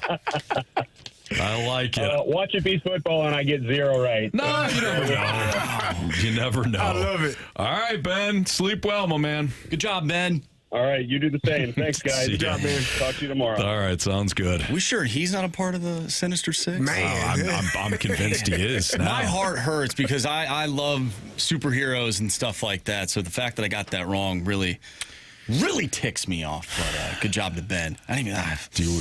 Do you want the options? Sure. Yeah, I'll take the options. Craven the Hunter. Okay. Rhino, the Green Goblin. Oh, okay. Yeah, maybe I should have taken the options. Would you have? I wouldn't have gone. Hindsight. No, I would not have gone with Green Goblin. I would have been between the Rhino and Craven. When I think of Craven, I think of Craven's Last Hunt. So I probably would have went with Rhino. To be honest, like the cartoons that I grew up watching, he was in those, and Craven was not. So the original, like the Sinister Six, has flipped a little bit throughout the years. So I'm pretty sure that Chameleon was a part of the Sinister Six at one point. Okay, but yeah, no, I got it wrong. Hey, that's tough. That Gauntlet was extremely difficult. I don't know if I've got any. I don't think I had to get any of them. Man, that was tough. Yeah. All right. Thus far, who has been the most impressive in college basketball? Well, also, to prove me wrong, at the bottom of the hour. So if you've got any prove me wrongs that you want to start sending in to the Air Comfort Service text line at 314-399-9646, please do so. But we got who's been the most impressive teams in college basketball. That's next to 101 ESPN.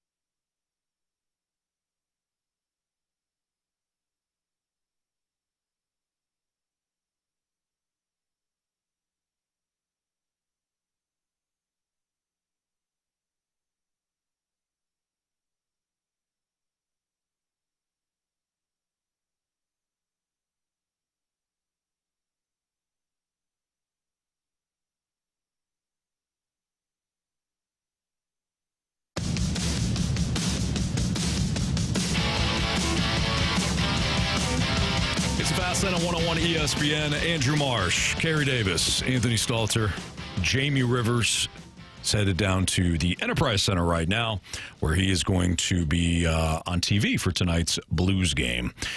College basketball, of course, is winding down when it comes to the regular season. Conference tournament games start in a couple of weeks. Next week, in fact, is the Missouri Valley Conference men's basketball tournament, the Arch Madness tournament, which is a lot of fun. Always comes here in St. Louis. But again, the conference tournaments are coming about. So as we draw to a close here, Kerry, on the regular season, who has really impressed you in college basketball? Like, who's really stood out? Watching Duke play basketball has been they've been really exciting to watch. They had a really big win a couple of nights against Notre Dame. They had a huge win, a 40-point win.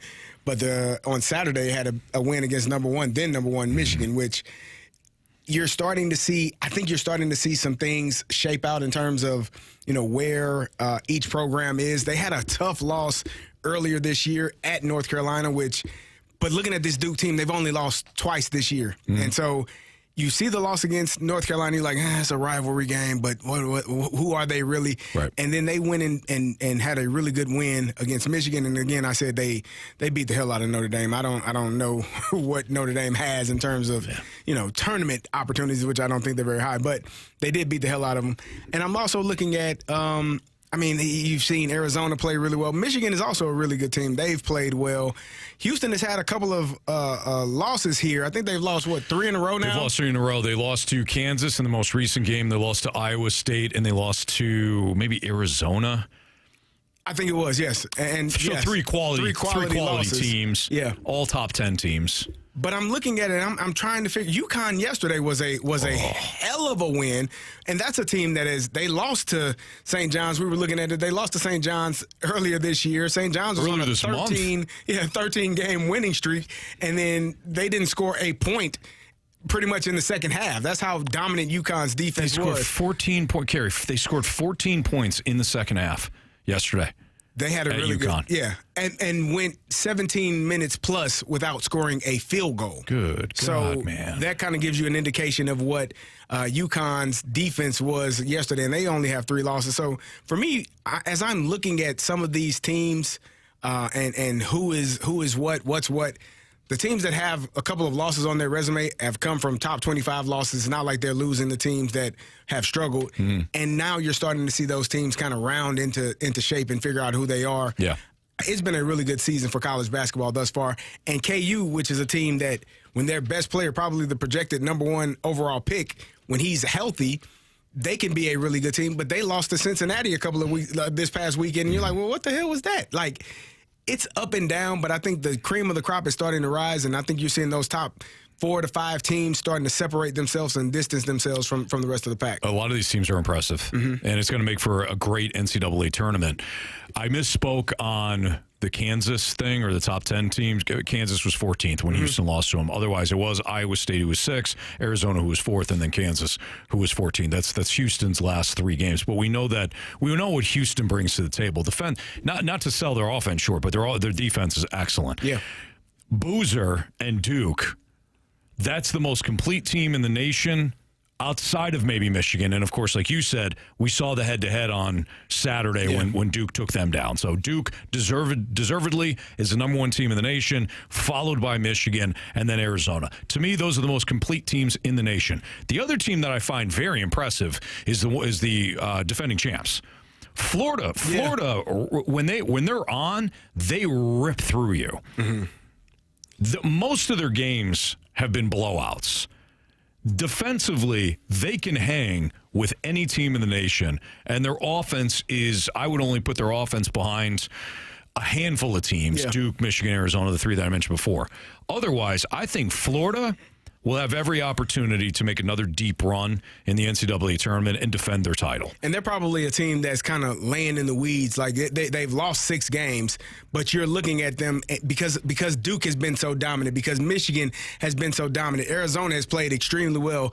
Florida, as you said, the defending national champs, they're kind of laying in the weeds, and they probably will be a 2 seed, but they're going to be a hard out in this college NCAA tournament to get them out of here to try to advance to the next round. So watching them play. And another team that before you go on from Florida, can I read off some of their losses? Yeah. So they did lose to Mizzou. Mm-hmm. Okay, so Mizzou fans, obviously that was one of Mizzou's biggest wins. They won by 2 at home against Florida, and they did lose to Auburn. That was their most recent loss, but that was on January 24th. Mm-hmm. Their other losses, Arizona at the start of the year, 6-point loss.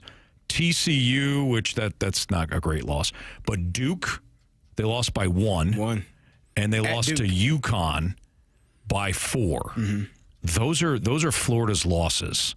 Really quality losses. Yes. And you're not getting the doors blown off. You're competitive in those games. Right. And you're competing to the end, and the other team found a way to win, and you weren't able to capitalize off of it. But that's a team that is waiting to and probably going to sneak up on some people in this tournament. Carey, their winning streak, 95-48 over South Carolina, 100-77 against Bama. And that's a good Bama team. And Bama can score. Mm-hmm.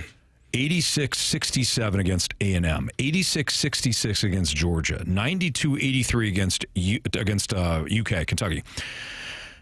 76-62 against South Carolina, 94-75 against Ole Miss, and 84-71 against Texas. And that Texas game was closer in the second half than the final score would indicate, and Florida still blew them out. So I really like Florida. Sorry, I cut you off. What were you? Michigan State, to me, is a team every year. Tom Izzo, I mean, he is a tough coach, right? He has a tough, hard-nosed basketball team every year. Right now, I think they're sitting at number 13, number 13 in the college rankings. And they play tonight. The losses that they had, they lost to Duke by 6 points. They lost to Nebraska by 2 points when Nebraska was ranked number 12. A loss to Michigan. In that Michigan game, they were actually winning. They came back before halftime and kind of made that game much more closer than it was, and Michigan was able to pull away from them. A loss to Minnesota, and then a loss to Wisconsin. And Wisconsin, we know, is kind of up and down. You don't know which Wisconsin. And they were favored in that game. That's the game you and Jamie both. Yeah, and I think you took Michigan State. I did, in that game. yeah, and that was at Kohl Center, and that could be a tough environment to win in. So Michigan State is another really, really tough, competitive, hard-nosed team. Their guard Fears is a tough, nasty. He's one of the best. He's one of the best point guards in the nation. I like watching him play basketball because he's kind of Mateen Cleaves, what you remember from the Michigan State point guard lineage. That's just who they are. They know how to play the game the right way. So there are a lot of really good teams, and I think when you're looking at Sweet 16 teams and Elite 8 teams, you're going to see some of the known teams that you're accustomed to seeing, right? Yep. The Dukes, the Michigan States, the Arizonas, Michigans. Like, you're going to see those teams obviously in the Sweet 16 and trying to compete their butts off to make it to that Final Four. No doubt. All right, that's Kerry Davis. I'm Anthony Stalter. Going to be a fun conference tournament schedule, as well as, of course, the NCAA tournament. We're going to do a quick bet the board segment next on 101 ESPN.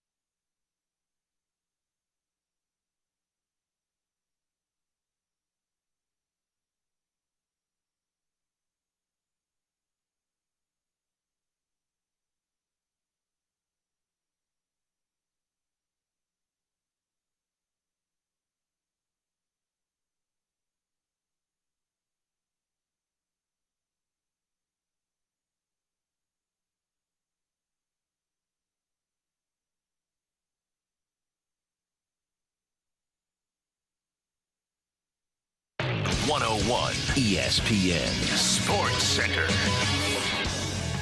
I'm Andrew Marsh. It's time for a Sports Center update brought to you by Saliga Heating and Cooling. Blues are back in action tonight, taking on the Seattle Kraken. You can listen to that game right here on 101 ESPN. Pregame starts at 6. Puck drop is at 7. We talked earlier today with Chris Kerber, voice of the Blues. If you missed that conversation, make sure you go to 101ESPN.com or check out the free Dobbs Tire and Auto Center's 101 ESPN mobile app. Just head to the podcast page. You'll find all of our interviews and shows there. It's all brought to you by the Schaefer Door Company. We're going to play Bet the Board next. I'm Andrew Marsh, and this Sports Center update is brought to you by Saliga Heating and Cooling, a Daikin heating and air conditioning dealer.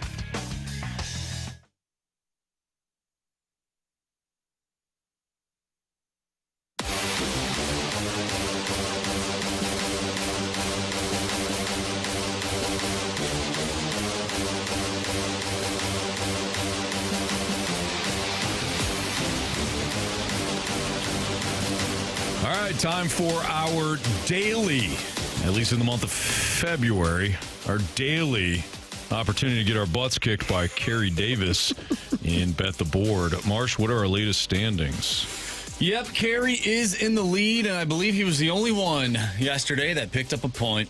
He has 12 points. Jamie's parlay was over before it started.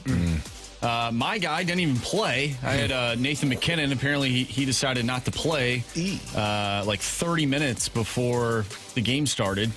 So I didn't even get my point. Not that it matters because I'm out anyways. And Anthony, you did not pick up a point. So Carey has 12. Anthony, you have 7. Jamie has 6. I have 5. So Jamie and Marsh have been officially eliminated. What are you doing, Anthony? Tonight? Yeah. You want me to go first? Nope. Okay. That's a man who likes to be in control. You just saw it. I didn't like how you had the look on your face, and I looked at what I wanted, and I was like, nope, I don't have anything else. Give me the Rockets on the money line tonight. That was smart. Is that where you were going? No. Oh, okay.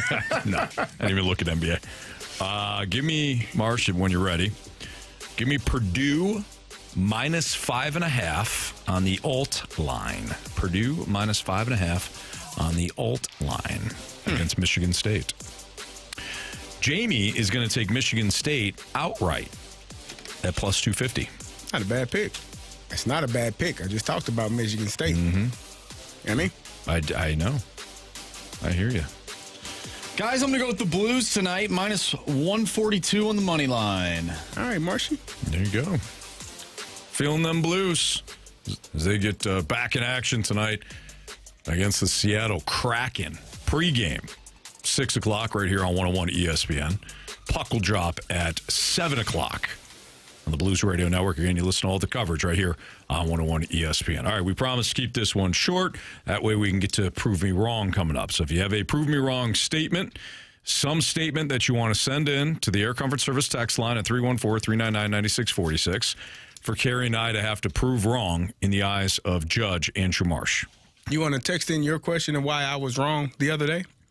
When I said defense matters and you said you don't care about defense anymore? I didn't say that. You did. I didn't. If your team would have played a little defense, you might be sitting on a championship. You know what I mean?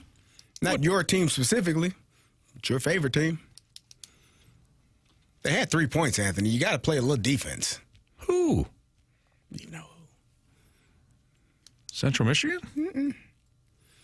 A team had 3 points against your favorite team. Play a little defense, you win.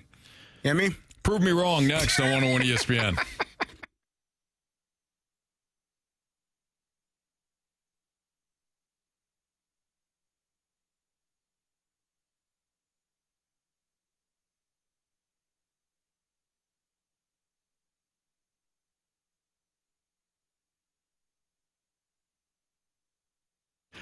Carey, I went to Mentality today. You go down, typically the one to the Chesterfield location. I go to South County. But you know what? Same people, because I've gone to Chesterfield. They make it convenient for you. But here's the reason why you go into Mentality.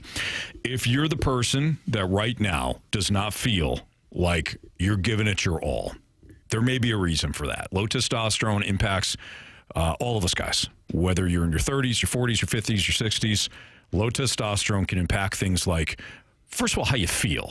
So if you feel sluggish all the time, or maybe your mood is all over the place. One moment you feel great, the next moment you're screaming at everybody.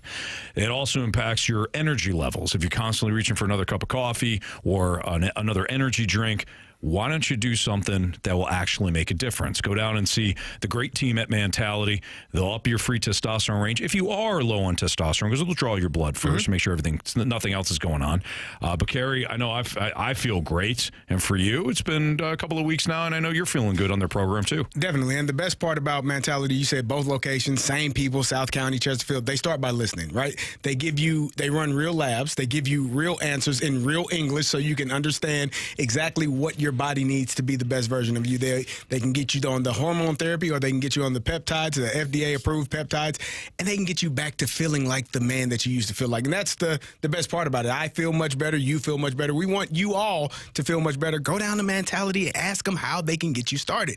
Absolutely. And you know what? If you get started today, right now, all new patient labs will be covered in your treatment plan. That's a savings of $250 right out the gate. So reclaim the old you, the younger you, with Mentality. Schedule your appointment right now at lowtusa.com.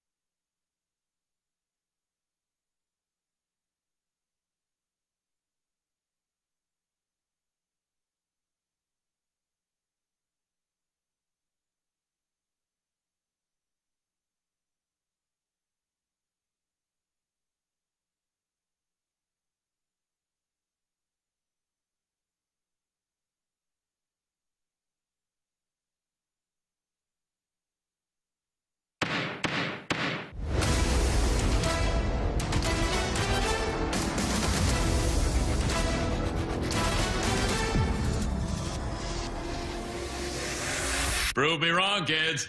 Prove me wrong. Time for Prove Me Wrong. This is when you can send in a statement to the Air Comfort Service text line, which is 314-399-9646. It's an opportunity for Carey and myself to try to make an argument that will convince the judge, in this case Andrew Marsh, that we've successfully proven the case wrong. So, Carey, you ready to rock? Yeah, man. That's people asking about that hat, Judge Marsh. Fantastic hat. Oh, my hat? Yeah, my North Dakota hat. I got it for Christmas. Did you? I did, yeah. Yeah, I'm a big fan of these, like, corduroy hats. You like those, huh? Yeah. Those were big back in, like, the 80s, weren't they? Yeah, that was nice. That's a nice hat, man. Nice hat. Yeah, I got a few of them. All right, go for it. From the 314, prove me wrong. Signing Robert Thomas and Jordan Kyrou was the thing that ruined the Blues. The thing that ruined the Blues, unfortunately, was not giving Alex Pietrangelo all that he wanted from a no movement clause. I know the Army hasn't given out the no movement clause, but Alex Pietrangelo, your captain, First captain, in fact, ever raised the Stanley Cup over his head for your St. Louis Blues. That he should have qualified as somebody that deserved a no movement clause. If you go back from that point and everything that transpired, whether it was signing Torrey Krug or maybe handing out certain contracts or not being able to hand out certain contracts after that, there's a domino effect that has led to us being where we're at right now. Now, there's still plenty of time to overcome the Alex Pietrangelo contract situation, but not if you look at it from like the way, again, the ripple effect that occurred. So I think the real problem started when he did not reach an agreement with Alex Pietrangelo for him to come back. I think you're right on this one, Anthony. Thank you, Judge. Good job. Thank you, CD. Yep. Wow, this next one's great. From the 618, prove me wrong. The importance of a good defensive catcher is no longer important with the introduction of the ABS challenge system. No, I'm sorry. Is the catcher not going to, catch the ball? You're going to have pass balls going to the backstop every single time. Does the ABS system throw runners out at second base? I haven't seen it yet. Don't know that they do that. Didn't know that was part of the program. Physically impossible, Thought CD. so. You're right. Thought so. So the catcher, I'm sorry, does the ABS get the defense aligned? No, sir. How about, does it tell the pitcher what pitches to throw versus this specific batter? Absolutely not. Okay, so no, I disagree wholeheartedly that the ABS makes playing catcher non-existent or null and void. You still got to field your position. It's part of the game. Every time you step out on the playing field, play the damn game the right way. Thank you. I didn't know a computer could throw base runners out, Anthony. Exactly. Can't do it. Won't do it. All right. Here's another Cardinals one for you. Prove me wrong. The Cardinals will have 3 guys that will hit right at or over 20 home runs this season. Right at or over. They're saying that there'll be enough players to hit that. Is that what they're saying, Judge? 3 guys that will hit at or over 20 home runs. So 20 season. or more. 20 or more. I can give you Herrera, but after that, it might be a little tough. Could Jordan Walker theoretically do it? Absolutely. He's got the size to do it. But how much do we know about what his plate approach is going to be? How much do we know about his discipline and knowing how pitchers are going to attack him? It's a huge cog when it comes to trying to hit home runs. Nolan Gorman could certainly do it. But is he going to play enough third base to stay in the lineup? That's a big question. Lars Nootbaar could do it, but he's been banged up. I'll give you 2. I can't see 3 hitting more than 20 home runs or 20 or more home runs. What about Gorman's defense, Judge? Yeah, if he starts airmailing some easy throws to first base, is he going to play? DH spot's pretty much Herrera's. So I have concerns, Judge. I think the key part of this question is will. They will have 3 guys. I think we hope they have 3 or more guys. They could have 3 or more guys. But we have yet to see consistency out of these players. So to say they definitively will have 3 or more guys hitting 20 home runs. Amen. Can't do it. Can't do it, won't do it. Congratulations, Anthony. Thank you. Let's go to the next one from the 314. Prove me wrong. This is not a rebuild. It's a cost saving for the DeWitts. It's definitely a rebuild. I mean, it is an opportunity for you and your team and your fan base to get excited about a young group of players that hopefully will be your core without having to pay said players a ton of money. You get to watch good baseball with younger players that are ascending. That's the hope. That's the expectation. That's a rebuild. It is not necessarily about, we don't want to spend money. No, you don't have to spend money because you got these. You know why you don't have to, Anthony? Because you drafted well, you have developed well, and you got guys damn well ready to play. And you know what you didn't have the last couple of years? You had all those things, but you didn't have opportunities. You didn't give them opportunities because you had some older veteran players who you were paying a lot of money, and some of them you're still paying, even though they're not here on the roster, and they were blocking. You know, they were blocking the opportunities for these younger players. It's not a salary dump or a salary shed or we're not going to spend money because we're cheap. No. This is, we're going to rebuild, we're going to do it the right way, and we're going to get our fans back engaged with our organization to have a great time at the ballpark watching young players succeed and have fun doing it. You know what I mean? Yeah. What's more fun than watching guys steal bases, hit the ball hard in the gaps, playing gold glove caliber defense, right? Important things for championship pedigree. These are the things that build you up to be that championship organization or program, as we like to say. That's where the Cardinals are headed.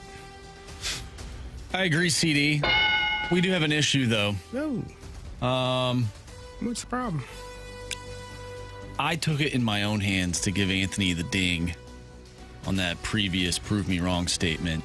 I did not take into consideration the jury, and the jury is the listener. Mm-hmm. They are the jury. Yep. And there's one name, Anthony, that you failed to bring up.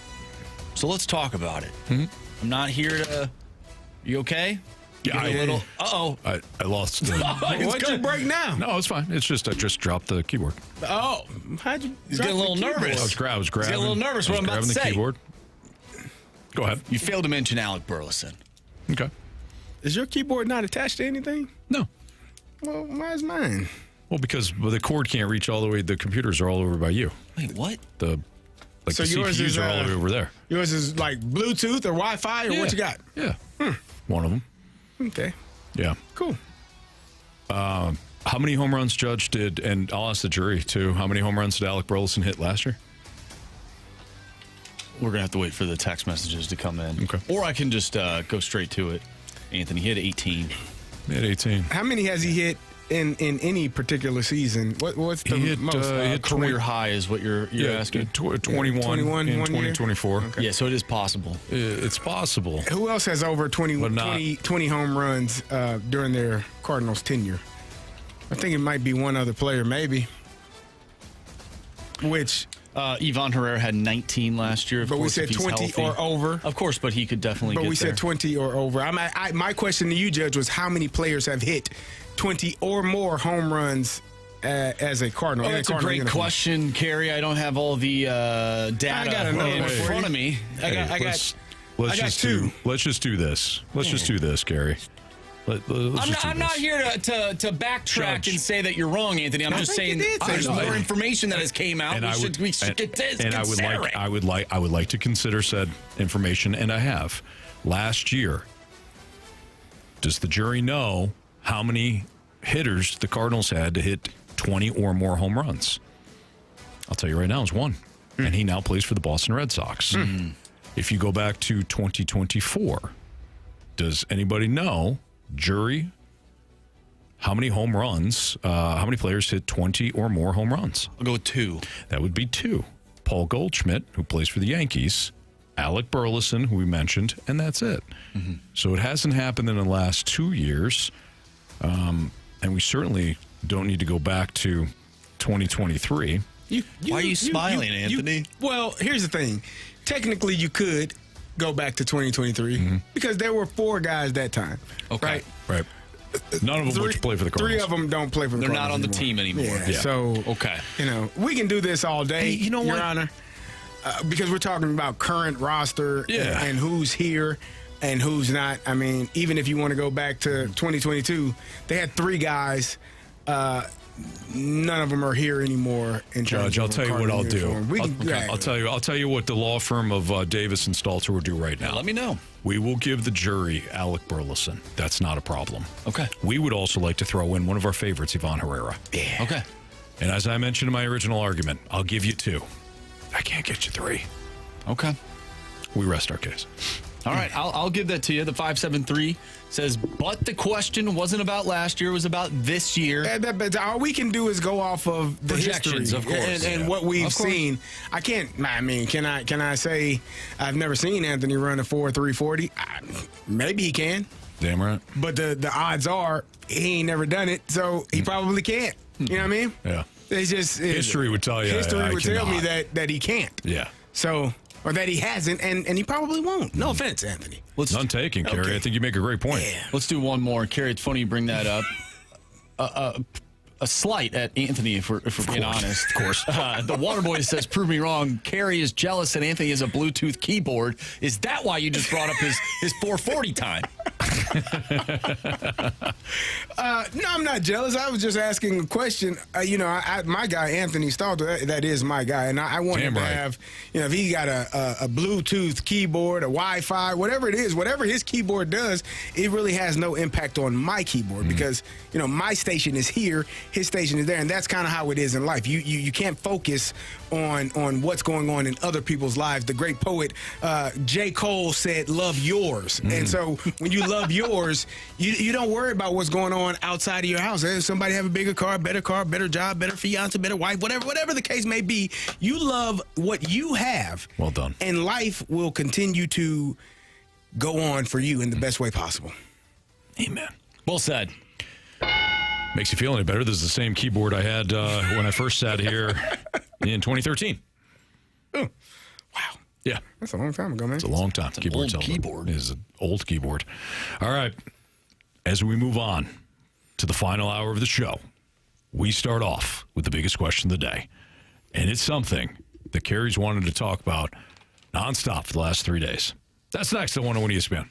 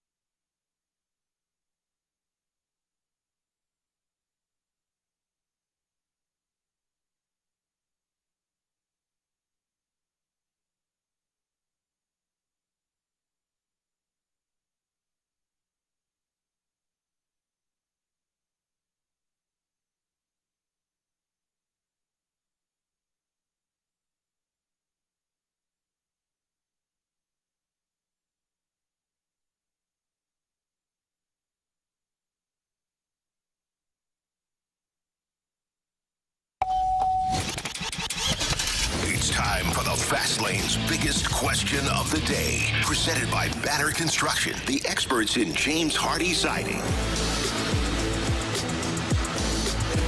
5:02, your time check brought to you by Clarkson Jewelers, an officially licensed Rolex jeweler with Andrew Marsh and Kerry Davis. I'm Anthony Stalter. Jamie is at Enterprise Center as the Blues get ready to take on the Kraken tonight.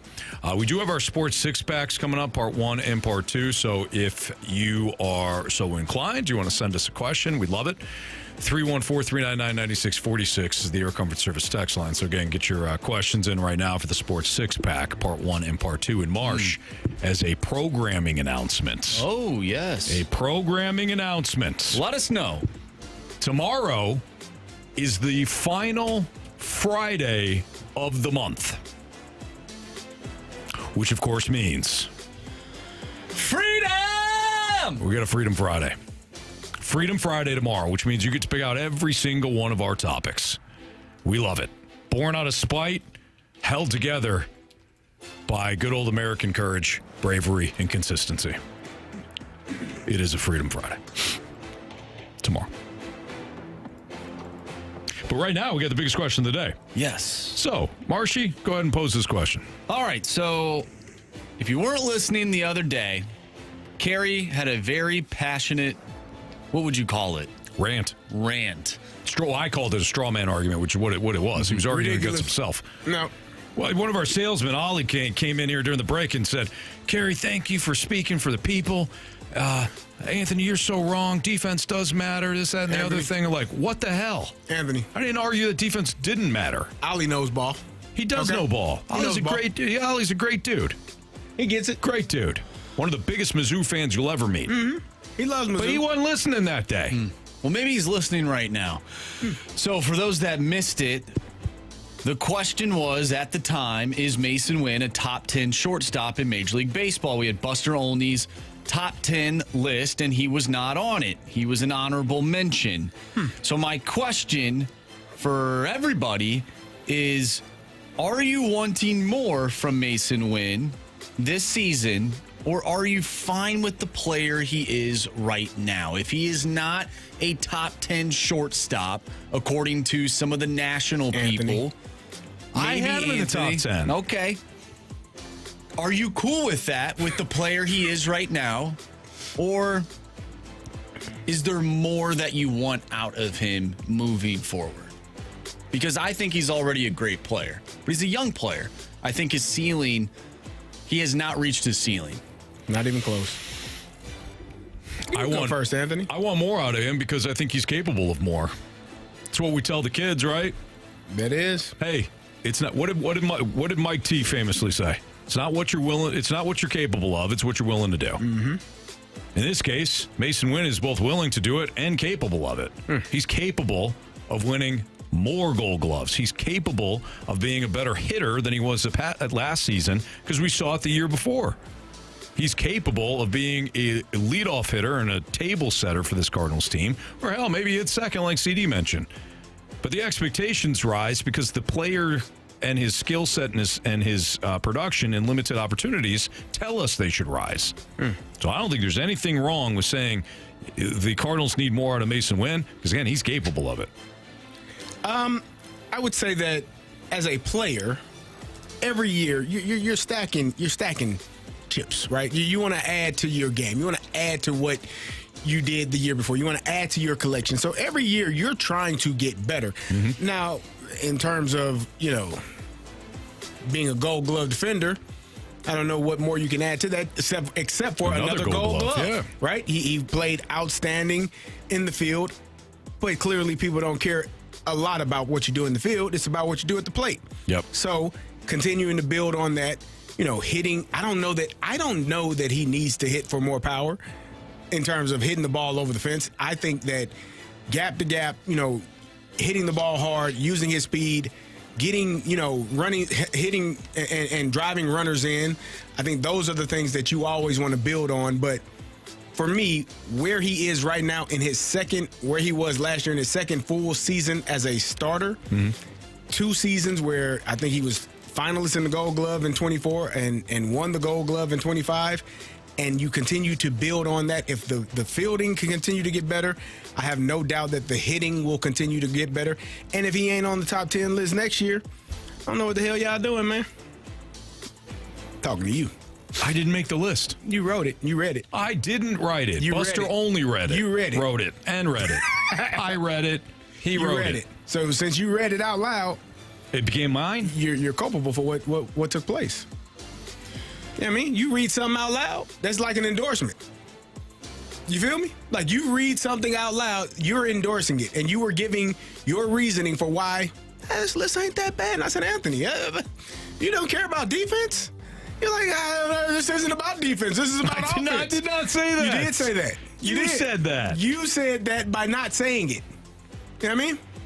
You made that list about offensive metrics and why Mason Wynn didn't belong on some of the best shortstops in baseball because his offensive metrics didn't match up. Never mind the defensive metrics, because those were better than 9 other players on the list. But yet he's not a top 10 shortstop. I don't know. I didn't know we were talking about top 10 hitting shortstop. So, yes, Mason Wynn will continue to get better, and hopefully he'll make Buster Olney's list next year as a top 10 shortstop, and Anthony will finally give him his just due. What is Mason Wynn's ceiling? If you look at the list, right, the list of players that were on that top 10 shortstop list, who do you think he can be? Like, what is his ceiling? Ooh. Based off that list. Like, if you're like, if he becomes this person, that's great. I got a name, but I want to hear who you say. And I will say this name probably without the power. Are you thinking Bobby Witt? No. Okay. I don't think Bobby Witt because of.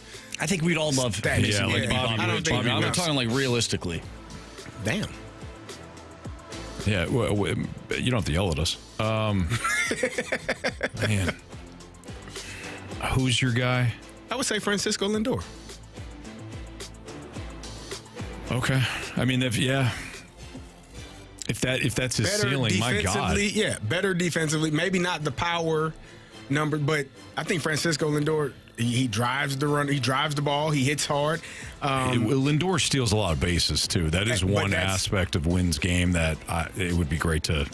That's also where see. I think that Mason Wynn can be. He has the athleticism, the speed to do so. Mm-hmm. I think if his ceiling is Francisco Lindor, and again, I don't think he's going to hit 31 home runs, but if he hits 17 to 23, hey, what are we complaining about? Nothing. Absolutely nothing. What about Perdomo? Perdomo might be more in that. How old is Perdomo? He is 25.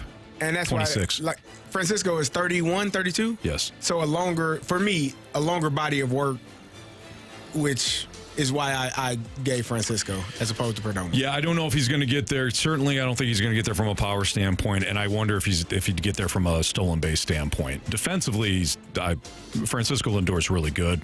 I think Wynn could be better, but I think Perdomo would be the height. And Perdomo is a top five shortstop. He had 20 home runs last year. The previous years, he had 3, 6, 5. So if Perdomo's kind of capped in that 20 range for home runs, I think we definitely accept that. Now, he's also somebody that's swiped 27 bags last year. So if Wynn can get on base more, I think he has to try to steal more. He only attempted 14 stolen bases, right? If I'm not mistaken. So it's just the attempts. He's not even. I don't think that's what he's attempting.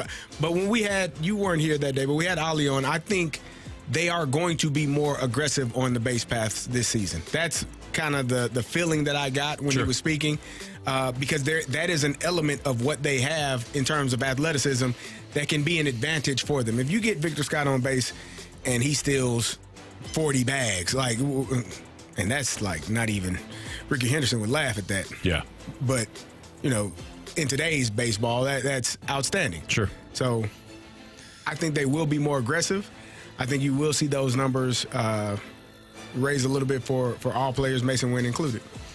Obviously, this is a what-if game. We played that yesterday, but if this is who Mason Wynn is offensively for an extended period of time, and his defense is what we know it to be, like, what is your first thought if that is the case?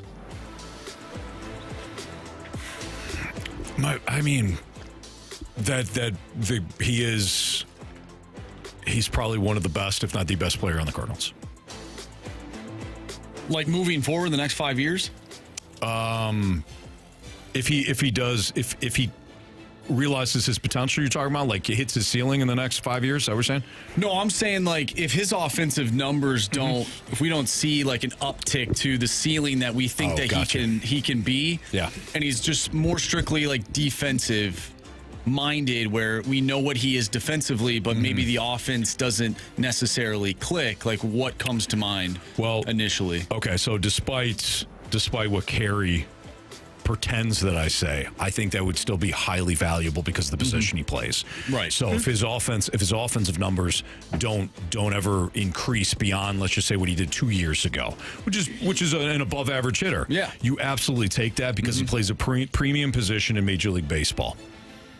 And he plays it at a Gold Glove level. So more that you're fine with that. And this organization, it would be fine with that, dating back, of course, to the great Ozzie Smith. So, not to say he's Ozzie, but one of those players that, modern day, one of the best defensive shortstops in the game. I'd be completely fine with that. Now, we let off the segment talking about he's capable of more offensively. Right, so you do want more. We do want more. But if you like you phrased it, Marsh, Yes. if he's just that, quote unquote, yeah, you take that because he plays shortstop. Plays left field, no. No. You got something to say, Carey? I was going to ask a follow-up question. Sure, go ahead. Would that put him in the top 10 shortstop list at that point? I think he's a top 10 shortstop now. I would have him at 10. Okay. That's all I was asking for, man. Thank you. I said it 2 days ago. I said You that and 2 Buster days agreed. ago. He's like, I got to see who I'll take off. I mean, Mookie's old. Get his old ass out of here. You're my You can brother. get I in there. love you, Carey. But damn it, man. You screwed me in that segment. I got no problem arguing if it's something that I said, but you hosed me, man. You hosed me. I apologize. All right. I said I apologize. I didn't say I'm sorry. Okay.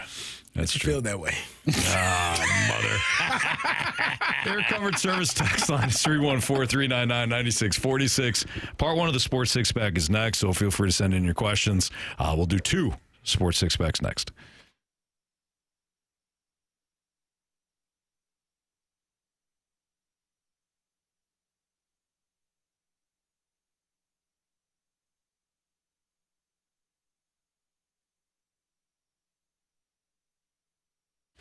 The Missouri Valley Conference Men's College Basketball Championship, presented by State Farm, coming to the Enterprise Center March 5th through the 8th. Belmont has already locked up the top seed, but as we know, things could change when it comes to that conference tournament. I love going down to the Enterprise Center every year. It's become a great St. Louis tradition.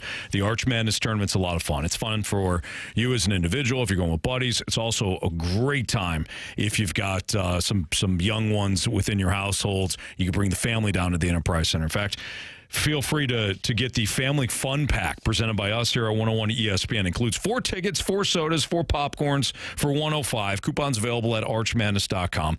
Last 36 years of the Arch Madness tournament celebrated right here in St. Louis. So the fact that the conference tournament is always held here, they continue to come back, shows you that the Enterprise Center and us here in St. Louis, we put on a great show. Again, that Family Fun Pack. Bring the little ones. Maybe you got a couple of kids that are in basketball right now.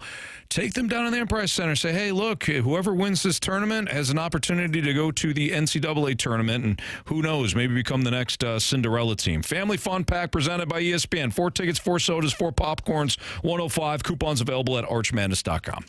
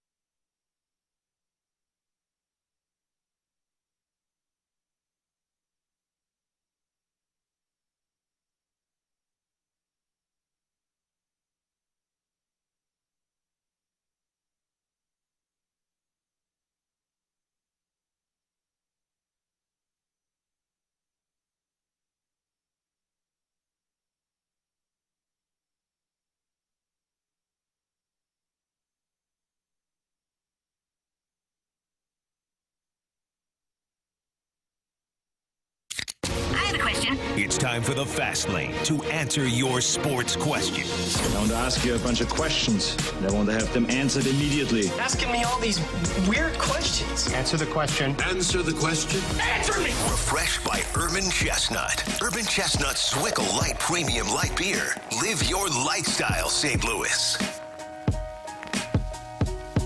Time for the Sports Six back here in the Fast Lane on 101 ESPN Part 1 at least. 314-399-9646, the Air Comfort Service text line. So you got a question, send it there. Marsh, fire away.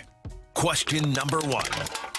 All right, this first question comes from the 636. Assuming he plays enough next year, what does J.J. Weatherholt need to do to win NL Rookie of the Year? Well, that's an interesting question. Why don't we look at what the previous Rookie of the Years have done, shall we? Rookies of the Year, MLB. See what kind of numbers these guys have put up, huh, Carey? Yeah. All right, let's see here. In 2005, let's see. Drake Baldwin of Atlanta hit 274. 341 on base, 469 slug, had 19 home runs and 80 RBI. Nick Kurtz of the Athletics was even better. He hit 290, 36 homers, 86 RBI, and swiped 2 bags. Couple of pitchers in 24. Gunnar Henderson, another infielder. He hit 255 with 28 home runs, 82 ribbies, 10 stolen bases. And Corbin Carroll, check out these numbers. 285 for the Diamondbacks, 25 home runs, 54 stolen bases. That ain't bad. Hell no. When Julio Rodriguez won, of course, an outfielder, 28 home runs, 25 bags. I'll tell you what, power, he's got to have some power. The last player that didn't hit at least 19 home runs to win Rookie of the Year was Kyle Lewis for Seattle back in 2020. And that was the COVID year. He had 11 home runs. So he probably would have had at least 20. Pete Alonso hit 53 his rookie year. Yeah, so he's going to, Yordan Alvarez hit 27. He's going to have to hit at least 20 home runs based on history. Will Myers won it in 2013 with only 13 home runs, but he hit 293.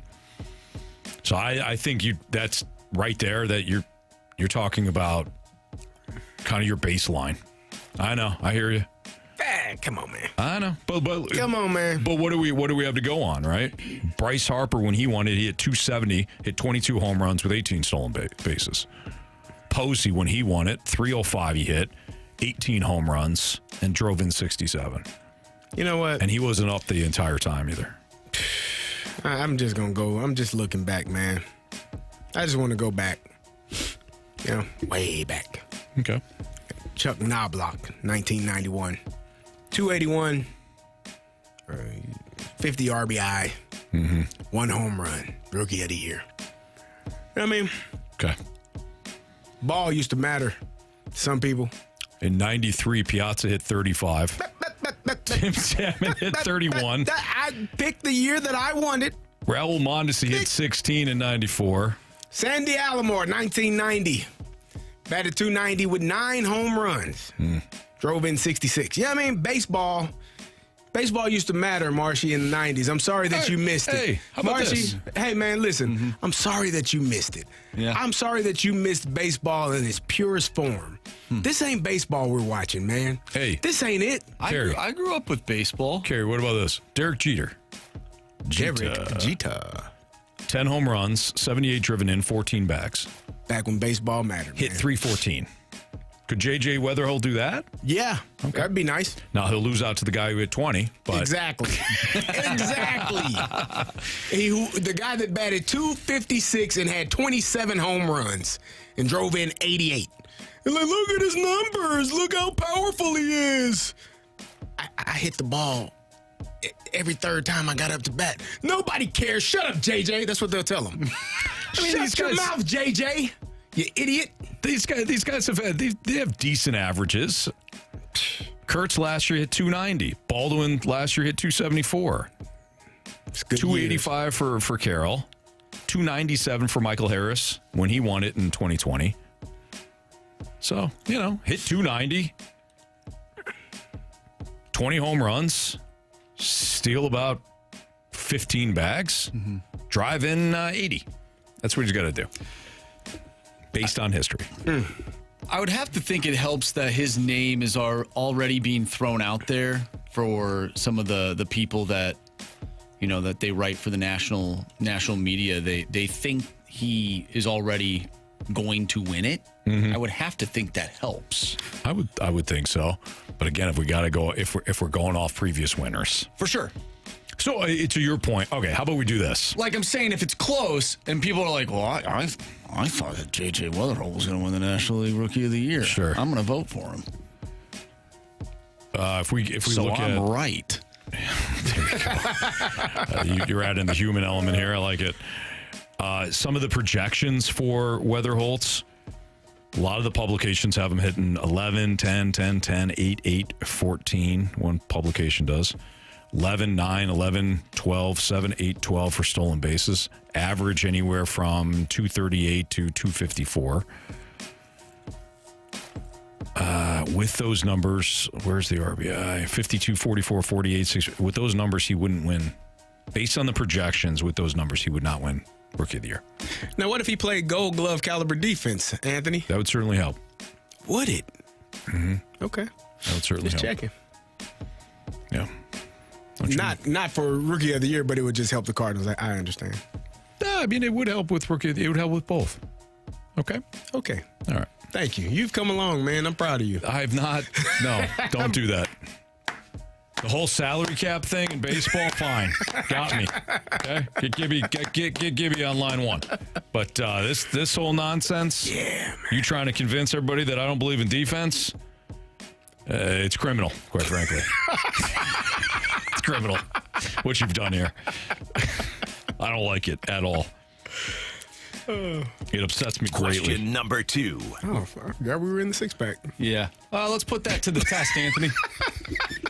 From the 314, this question can actually technically work for any type sports, but would you rather have a player that is more offensively minded or defensively minded?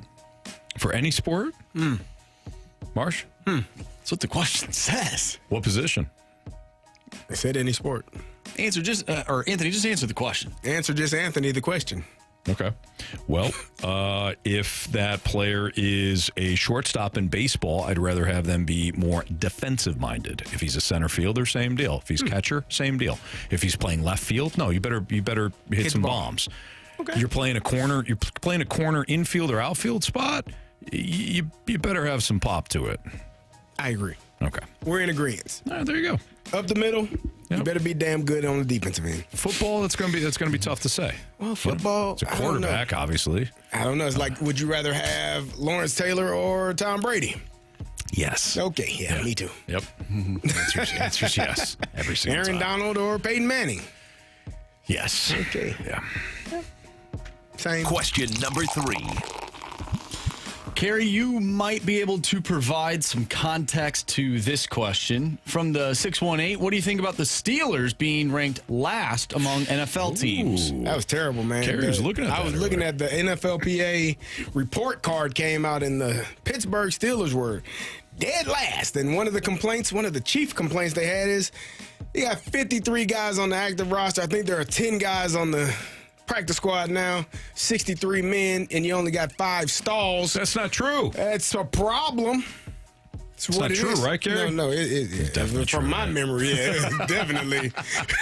Only 5. I think it's 3 on one side and 2. If I'm remembering correctly, I don't. Yeah, it doesn't seem like enough. Yeah, not nearly enough, especially if you got to go to the bathroom. You know what I mean? You got to wait. It's a little bit troubling. They gave the training staff an A, which is good, but they gave the strength staff an F, which is really bad. It's really bad. So a lot of things, and they're kind of saying that the Rooneys are unwilling to spend money on the facilities. One thing about the Steelers facility, we shared it with the University of Pittsburgh football team, so it's like split in half, not literally, but half of the building is Pittsburgh, the other half is Pitt. And Pitt practices on the further fields. It's like 6 fields out there. I think they have the last 2 fields. We have the first 4. Then another complaint that they had was the game day field conditions, which can be atrocious, especially October, November. Football, because they have all of the high school state championship played at Acrisure. I don't even want to call it that. Heinz Field, what I call it. And Pitt plays at the field as well. And then the Pittsburgh Steelers play on the field. So you could have a number of games in one weekend kind of chewing that field up. We actually had an issue. I don't remember the date of the game, but it was 2007. We were playing the Miami Dolphins. And it was one of those times they had just laid new sod down because the field had got torn up. And Anthony, Marshy, a punt was kicked, and the ball stuck in the ground. Ooh.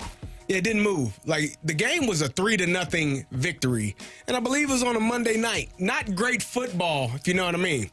The field was terrible. And if you Google it, you can find it, the punt. And the crazy thing is, normally, football players, we see everything. Things happen in football. That ball stuck in the ground, and everybody stopped. Like, what do you do? Like, it didn't bounce. It didn't roll. It didn't go anywhere. It just and stuck in the turf. And people were like, what the hell is this? What do we do from here?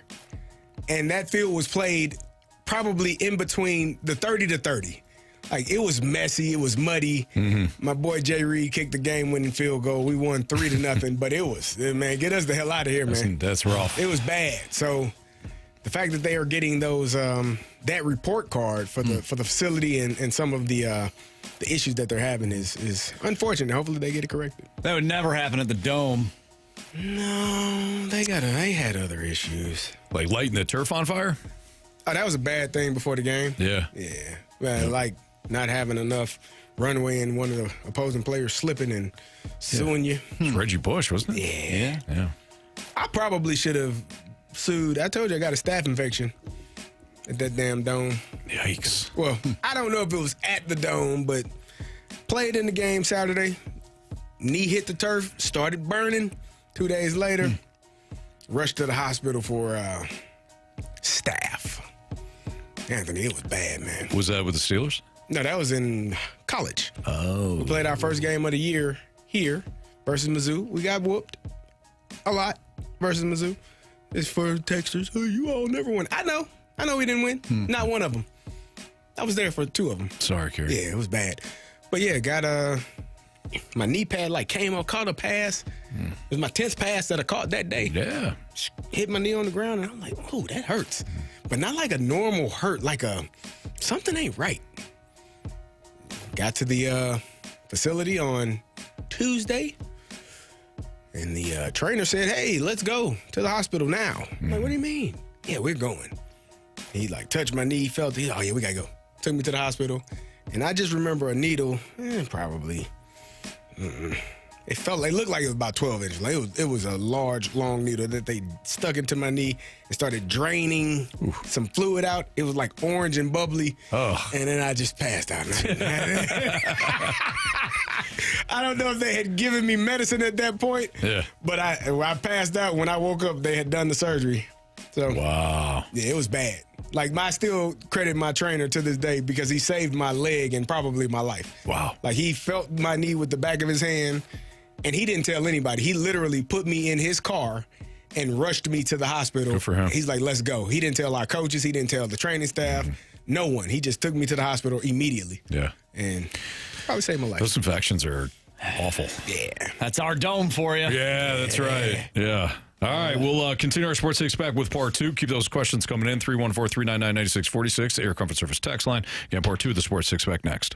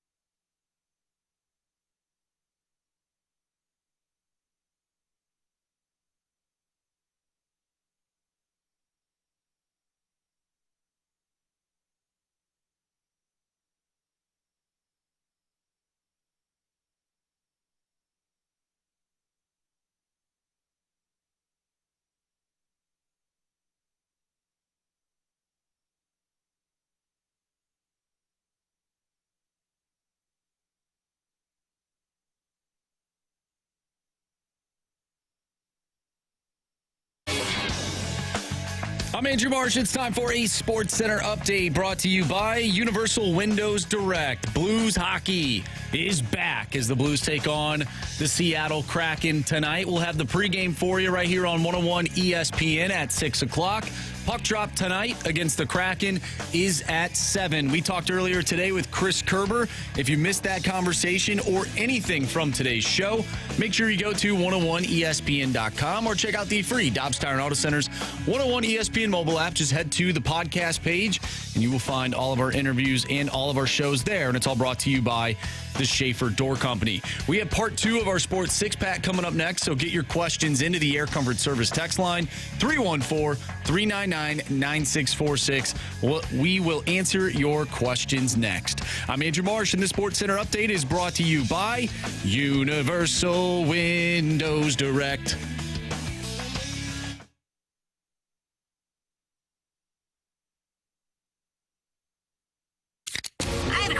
It's time for the Fast Lane to answer your sports questions. I want to ask you a bunch of questions. I want to have them answered immediately. Asking me all these weird questions. Answer the question. Answer the question. Answer me! Refreshed by Urban Chestnut. Urban Chestnut Swickle Light Premium Light Beer. Live your lifestyle, St. Louis. Part 2 of the Sports Six-Pack is right now. Keep those questions rolling in to the Air Comfort Service text line, 314-399-9646. Kerry Davis, Anthony Stalter. Here's Andrew Marsh with question 4. Question number 4. All right, from the 636, will Jordan Binnington be a Blue still at the end of the season? Or, on the other hand, will Benner get hot after the Olympic run and make up for his struggles from earlier this season? I can't see him being anything but a Blue through the deadline. I think they want to get to the. I'm not speaking from any sort of knowledge here and on how Army or Steen or the front office is thinking. I'm just, I got the 200-foot view on this. I don't think that they want to make any sort of rash decision when it comes to Binnington's future. I think they'll get to the offseason and then decide then. The only caveat is if they get blown away by an offer and a team is willing to lose the deal, meaning they're willing to give up a ton to get Binnington, and then, the Blues, they'll just do what's best for the team. Otherwise, I think Binnington will be a Blue through the end of the season. I feel the same way. I don't think it's trending towards Jordan Binnington being moved. I agree with you, Anthony. If there's a trade that is, mind-blowing and an offer you just can't pass up, then probably, because you understand that your team this year is not looking like it's going to have the success that you may have once thought it would have. So I wouldn't see that be a problem, but I don't think he's going anywhere. I mean, you'll see some other players moved. I don't know that you'll see, the main 3 players moved, but I think there will be some action and some movement before this trade deadline closes. What do you think, Marsh? I think he'll be a Blue. We've talked so much about the market for goaltending and the fact that you really don't know who would step in as a backup for Joel Hofer. I think he'll remain a St. Louis Blue, and then we'll have this conversation again next trade deadline. Sure. So, question number 5. From the 314, who's winning the Fast Lane foot race? I got Carey. Marsh a close second. The way that my calves are set up right now, the pain that I'm in at times, I need to run more. That's one of I'm learning. Like, my body is stubborn, and my body basically told me, it whispered to me, hey, man, you ain't gonna lose no weight if you don't run. Like, it whispered. I was like, why would you say that? Hey, because you ran your whole life. It's the only thing that works. And I'm like, that's stupid. My knees hurt. My body's like, well, then be fat. It's on you. Sorry. No, man. You're not fat. Man. Yeah, not one bit. What are you talking about? Plus, now that you're on the mentality program, you're well on your way to becoming trending in the right reclaiming direction. the younger you. Very, very true. But if I want to speed it up, I got to run. But I don't know that I can run. because my calves, man. My knees, my calves, really my knees and my calves. So we're talking about a 40? I'd say like a 100-meter dash, maybe? I got a 40 in me. I got one good 40. Mm-hmm. Yeah. You'll probably 100? You'll probably beat us, right? In the 40? I got to stretch and prepare. I'm just saying. No ego here. I'm assuming that you would. I would hope. Would absolutely beat us in the 40. Yeah, I would hope, but I'm 40 pounds heavier than what I played at. 30 pounds. It's not good. Mm-hmm. So, yeah. Now, if I get back down to 228, watch out. Yeah. Watch out. Where do you think you would finish? I don't know. I don't know. I really don't. I'm not slow by any means, but I'm not. I definitely wouldn't say that I'd be winning any 40-yard dashes against two professional athletes and somebody who is 13 years younger than me. You know what I mean? Like, I'm not. But I don't think I'd get smoked. I don't think it would be like someone is way up here and everyone else is way back here. I did race. So me and my fiance, we raced. We had a relay race with when I was in California this summer. We were on the beach. I remember that. Yeah. Yeah, we smoked them. Yeah. Yeah, we did. You were going up against former teammates. My teammate, a couple of my former teammates, they both were receivers. But Cache got the lead. Like she got us the lead. I was a little concerned because my boy played receiver for the Colts. And so I'm like, yeah, I need a lead to get out. If I get a lead, I probably won't get caught. Yeah. But I had a big enough lead, so it was easy. But I was a little nervous. I'm like, he played receiver for a long time. That's awesome. So, yeah. We all have our specialties, when it comes to like athletic feats and things like that. Carey, I think we got to give you any sort of running. Marsh. I can run. Like, I can still run. I have to stretch, though. I remember a few years ago when I was playing on a softball team, we had a game that was like right after we finished the show. And as I got to the ball field, immediately we're taking the field. So I had no time to stretch, nothing. And I was in right field. And I swear to you, the first three batters hit the ball right to me. That's just usually how it works, right? Typically, yeah. I'm like, all right, hopefully nothing happens here in this first inning so I can kind of get back to the dugout and stretch. We can hit, and then the next inning I can sort of be ready to go. Nope, right off the bat, it was like diving ball. I'm diving everywhere. Yeah. And after that game, not warmed up. I had to use those like Theraguns after the game, and I sat there on the couch for like 5 hours using a Theragun because my entire body was just sore. I mean, this was like a few years ago too. If you don't use it, you lose it. No stretching. I had no stretching. It was the worst pain I'd ever felt from not stretching. Sure. Immediately thrusted right into the game. Man, that's awful. Not great. Having to dive everywhere. And I like playing outfield in softball because typically you get more action. Yeah. Not that day, though. Not that day. You also don't get piss missiles hit at you. I hate paper straws. Texted in, I need a hip replacement. Hearing about running hurts. Yeah. Listen, getting older and dealing with pain is it's not fun. Be a hard thing to deal with, man. Not fun. All right, let's do one more. Question number 6. This one comes from Ben, our Gauntlet winner today. Oh, boy. One last leg for Ben. Talk some major trashola. Well, speaking of that, question number 6 from Ben. How bad am I going to work Stalter tomorrow? You know what's interesting about Ben? He has not talked an ounce of trash. Saving it, man. In his 3 days here in the Gauntlet, and suddenly he's feeling confident. He is. So I tend to believe him when he said that he saved me for last because he felt as though that I was the easiest. Which is wild, Anthony, because you're 10-0 this year. 10-0 in the Gauntlet. Is he 10-0? He hadn't lost yet? He's the only one of the 4 of us that has yet to lose in the Gauntlet. Wow. 1-0 in baseball, 2-0 in hockey, 2-0 in football, and a cool 5-0 in random. Wow. It's amazing how things flip. Anthony, from year to year. That's some pressure there, brother. That's pressure. Pressure's all on Ben. You know, pressure's all on Ben. He's got to go on the road again.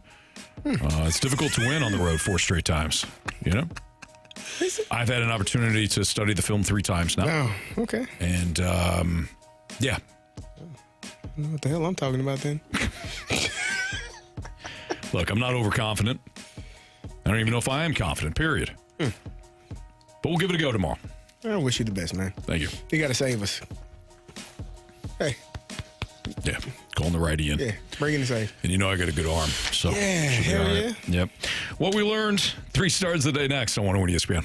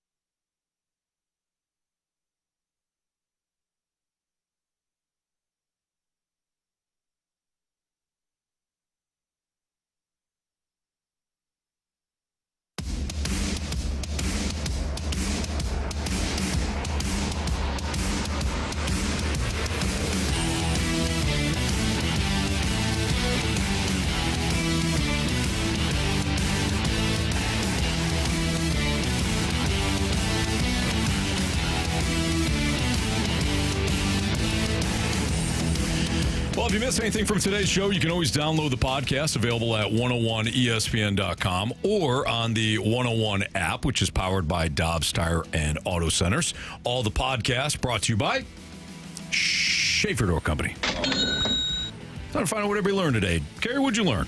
I learned that even though it may not seem like it, you do value defense. You know what I mean? Yeah, thanks, Kerry. Yeah. I appreciate that I came around to that. Yeah, you did. Good job. Proud of you, man. You. Marshy, what'd you learn? I learned that the chameleon was not in the original Sinister Six. When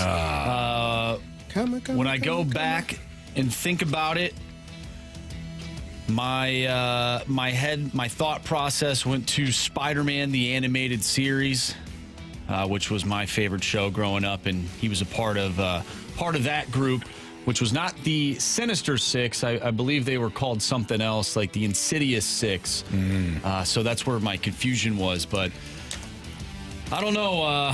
That one is gonna haunt me for a while. Good effort nonetheless, especially if man. Ben beats you tomorrow. Right. Yep. Good effort nonetheless, man. Yeah, I absolutely. appreciate that. But I love Spider-Man, so that one ticks me off. I did think you were going to get that. I did too. Yeah. I should have taken the options. I thought you were going to get so we knew that Ben got 3. I thought you were going to get 4. I thought for sure you'd get the last question about the Stranger Things. Yes, because I know you're a big fan, and I figured the comic book one was right up your alley too. But that's all right. Yeah, we're going back to 1964, I believe. So was the first time those guys were together as the Sinister Six. So it was a little before your time. A little bit. Yeah. The thing that I learned is that our Gauntlet contestant, Ben, is in fact a bad human being. Yeah, I think he likes being the villain. Too. Yeah, he like suddenly. He's like, well, now that you guys know my true colors, might as well continue down this path. Exactly. Of destruction. We'll see what happens tomorrow at 4 o'clock as Ben goes for a Gauntlet trophy. We haven't given one out in a while. It's been a while. I don't remember giving one out. We had to give one out last year, right? Not many, though. Well, why don't we check? We have the stats right in front of me. Stats and facts. Let's take a look. See, the last one we gave out was to Darren, which was back in June. Wow. Only 2 winners last year. That was Jim and Darren. Jim won in May. Darren won in June. And we have yet to give out a trophy since. Well, it should be that way, though. I mean, it is the Gauntlet. They're going to They're going to get past 4 of us. It's difficult. The year before that, we had 4 winners in 2024. Oh man! Okay, so we cut that number in half. Yeah. All right. Well, we're not getting. Can't give out one in the first 2 months. No, Anthony. no. Not to put any pressure on you because us 3 stunk it up. Plus, it's a Freedom Friday. You can't lose a Gauntlet trophy on a Freedom Friday. Mm-hmm. Holy smokes! Ben is the closest to a Gauntlet trophy so far this year. Nobody has made it to the 3rd round. Ben is the only one to do so. Stiff competition. No doubt about it. All right, Marsh, would you like to do 3 stars?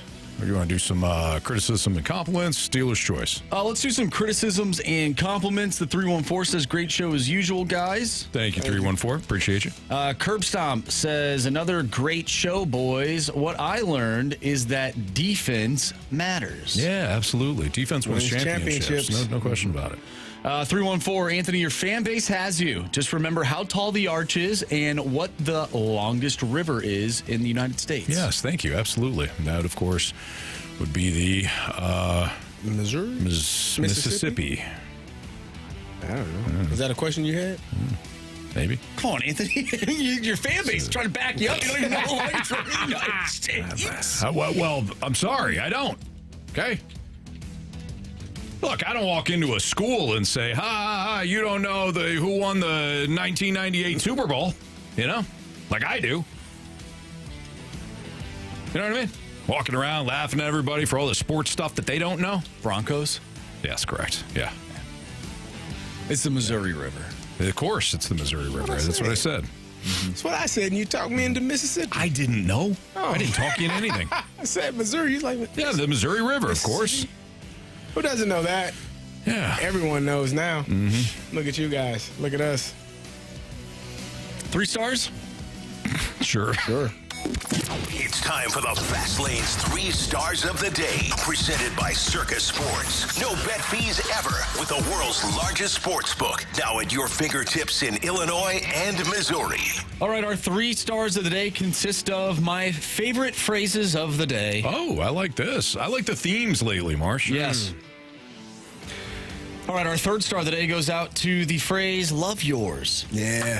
J. Cole, great poet / rapper. Mm-hmm. The theme actually with these great phrases is that Carey said all 3 of them. Oh, nice. Yes. Okay. Our 2nd star of the day goes out to Tears in Their Beers. Yeah, man. That was the Mizzou fans after that damn bragging rights game. Tears in their beers, man. Hilarious.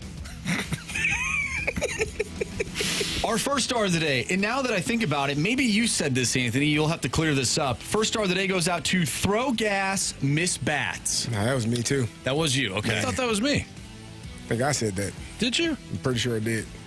And then maybe I just repeated it right afterwards, so now I think I did it. I think it was you. I think it was you. I think Nice I did job. say that. Yeah. I think so, too. Now you got me confused. Throw gas, miss bats. Yeah, we should. We should have checked the tapes on that one. Marsh, while you're checking that tape, find out if I hit that parlay back in January. That you have refused to check out? Yeah. Come on, man. You're giving this man, he's walking around thinking he won X number of months in a row. You might actually won. I'm sure he did actually win. I don't think I won. Yeah, but you never know. I'm going to have to come up with a parlay tomorrow for you. What? You don't have to, Anthony. You got Monday. No, I do not. No, I don't. Give you the old Andrew Marsh treatment, yeah? Do you remember that where Marsh, he used his parlay because it was Freedom Friday? He's like, well, this is it. Like, no. Freedom Friday is actually just the final Friday of the month, not necessarily the last day of the month. Yeah, Marsh got tripped up. I did, yeah. Well, you know Monday is still February, right? No, sir. No. Sunday isn't even February. What? Yep. Oh, no. Yes, sir. Maybe you won't. You don't have to worry about that parlay, man. Nah, I'll put one together for you. Okay. Blues Kraken pregame, 6 o'clock. So in less than 5 minutes, you'll hear Alex Ferrario set you up for the Blues and Kraken game. 7 o'clock, the puck will drop right here on 101 ESPN, of course, the Blues Radio Network. Just a reminder again, Freedom Friday tomorrow. Every topic comes from you. So get ready. We can't wait. Always fun. For Jamie Rivers, Andrew Marsh, and Kerry Davis, I'm Anthony Stalter. See ya.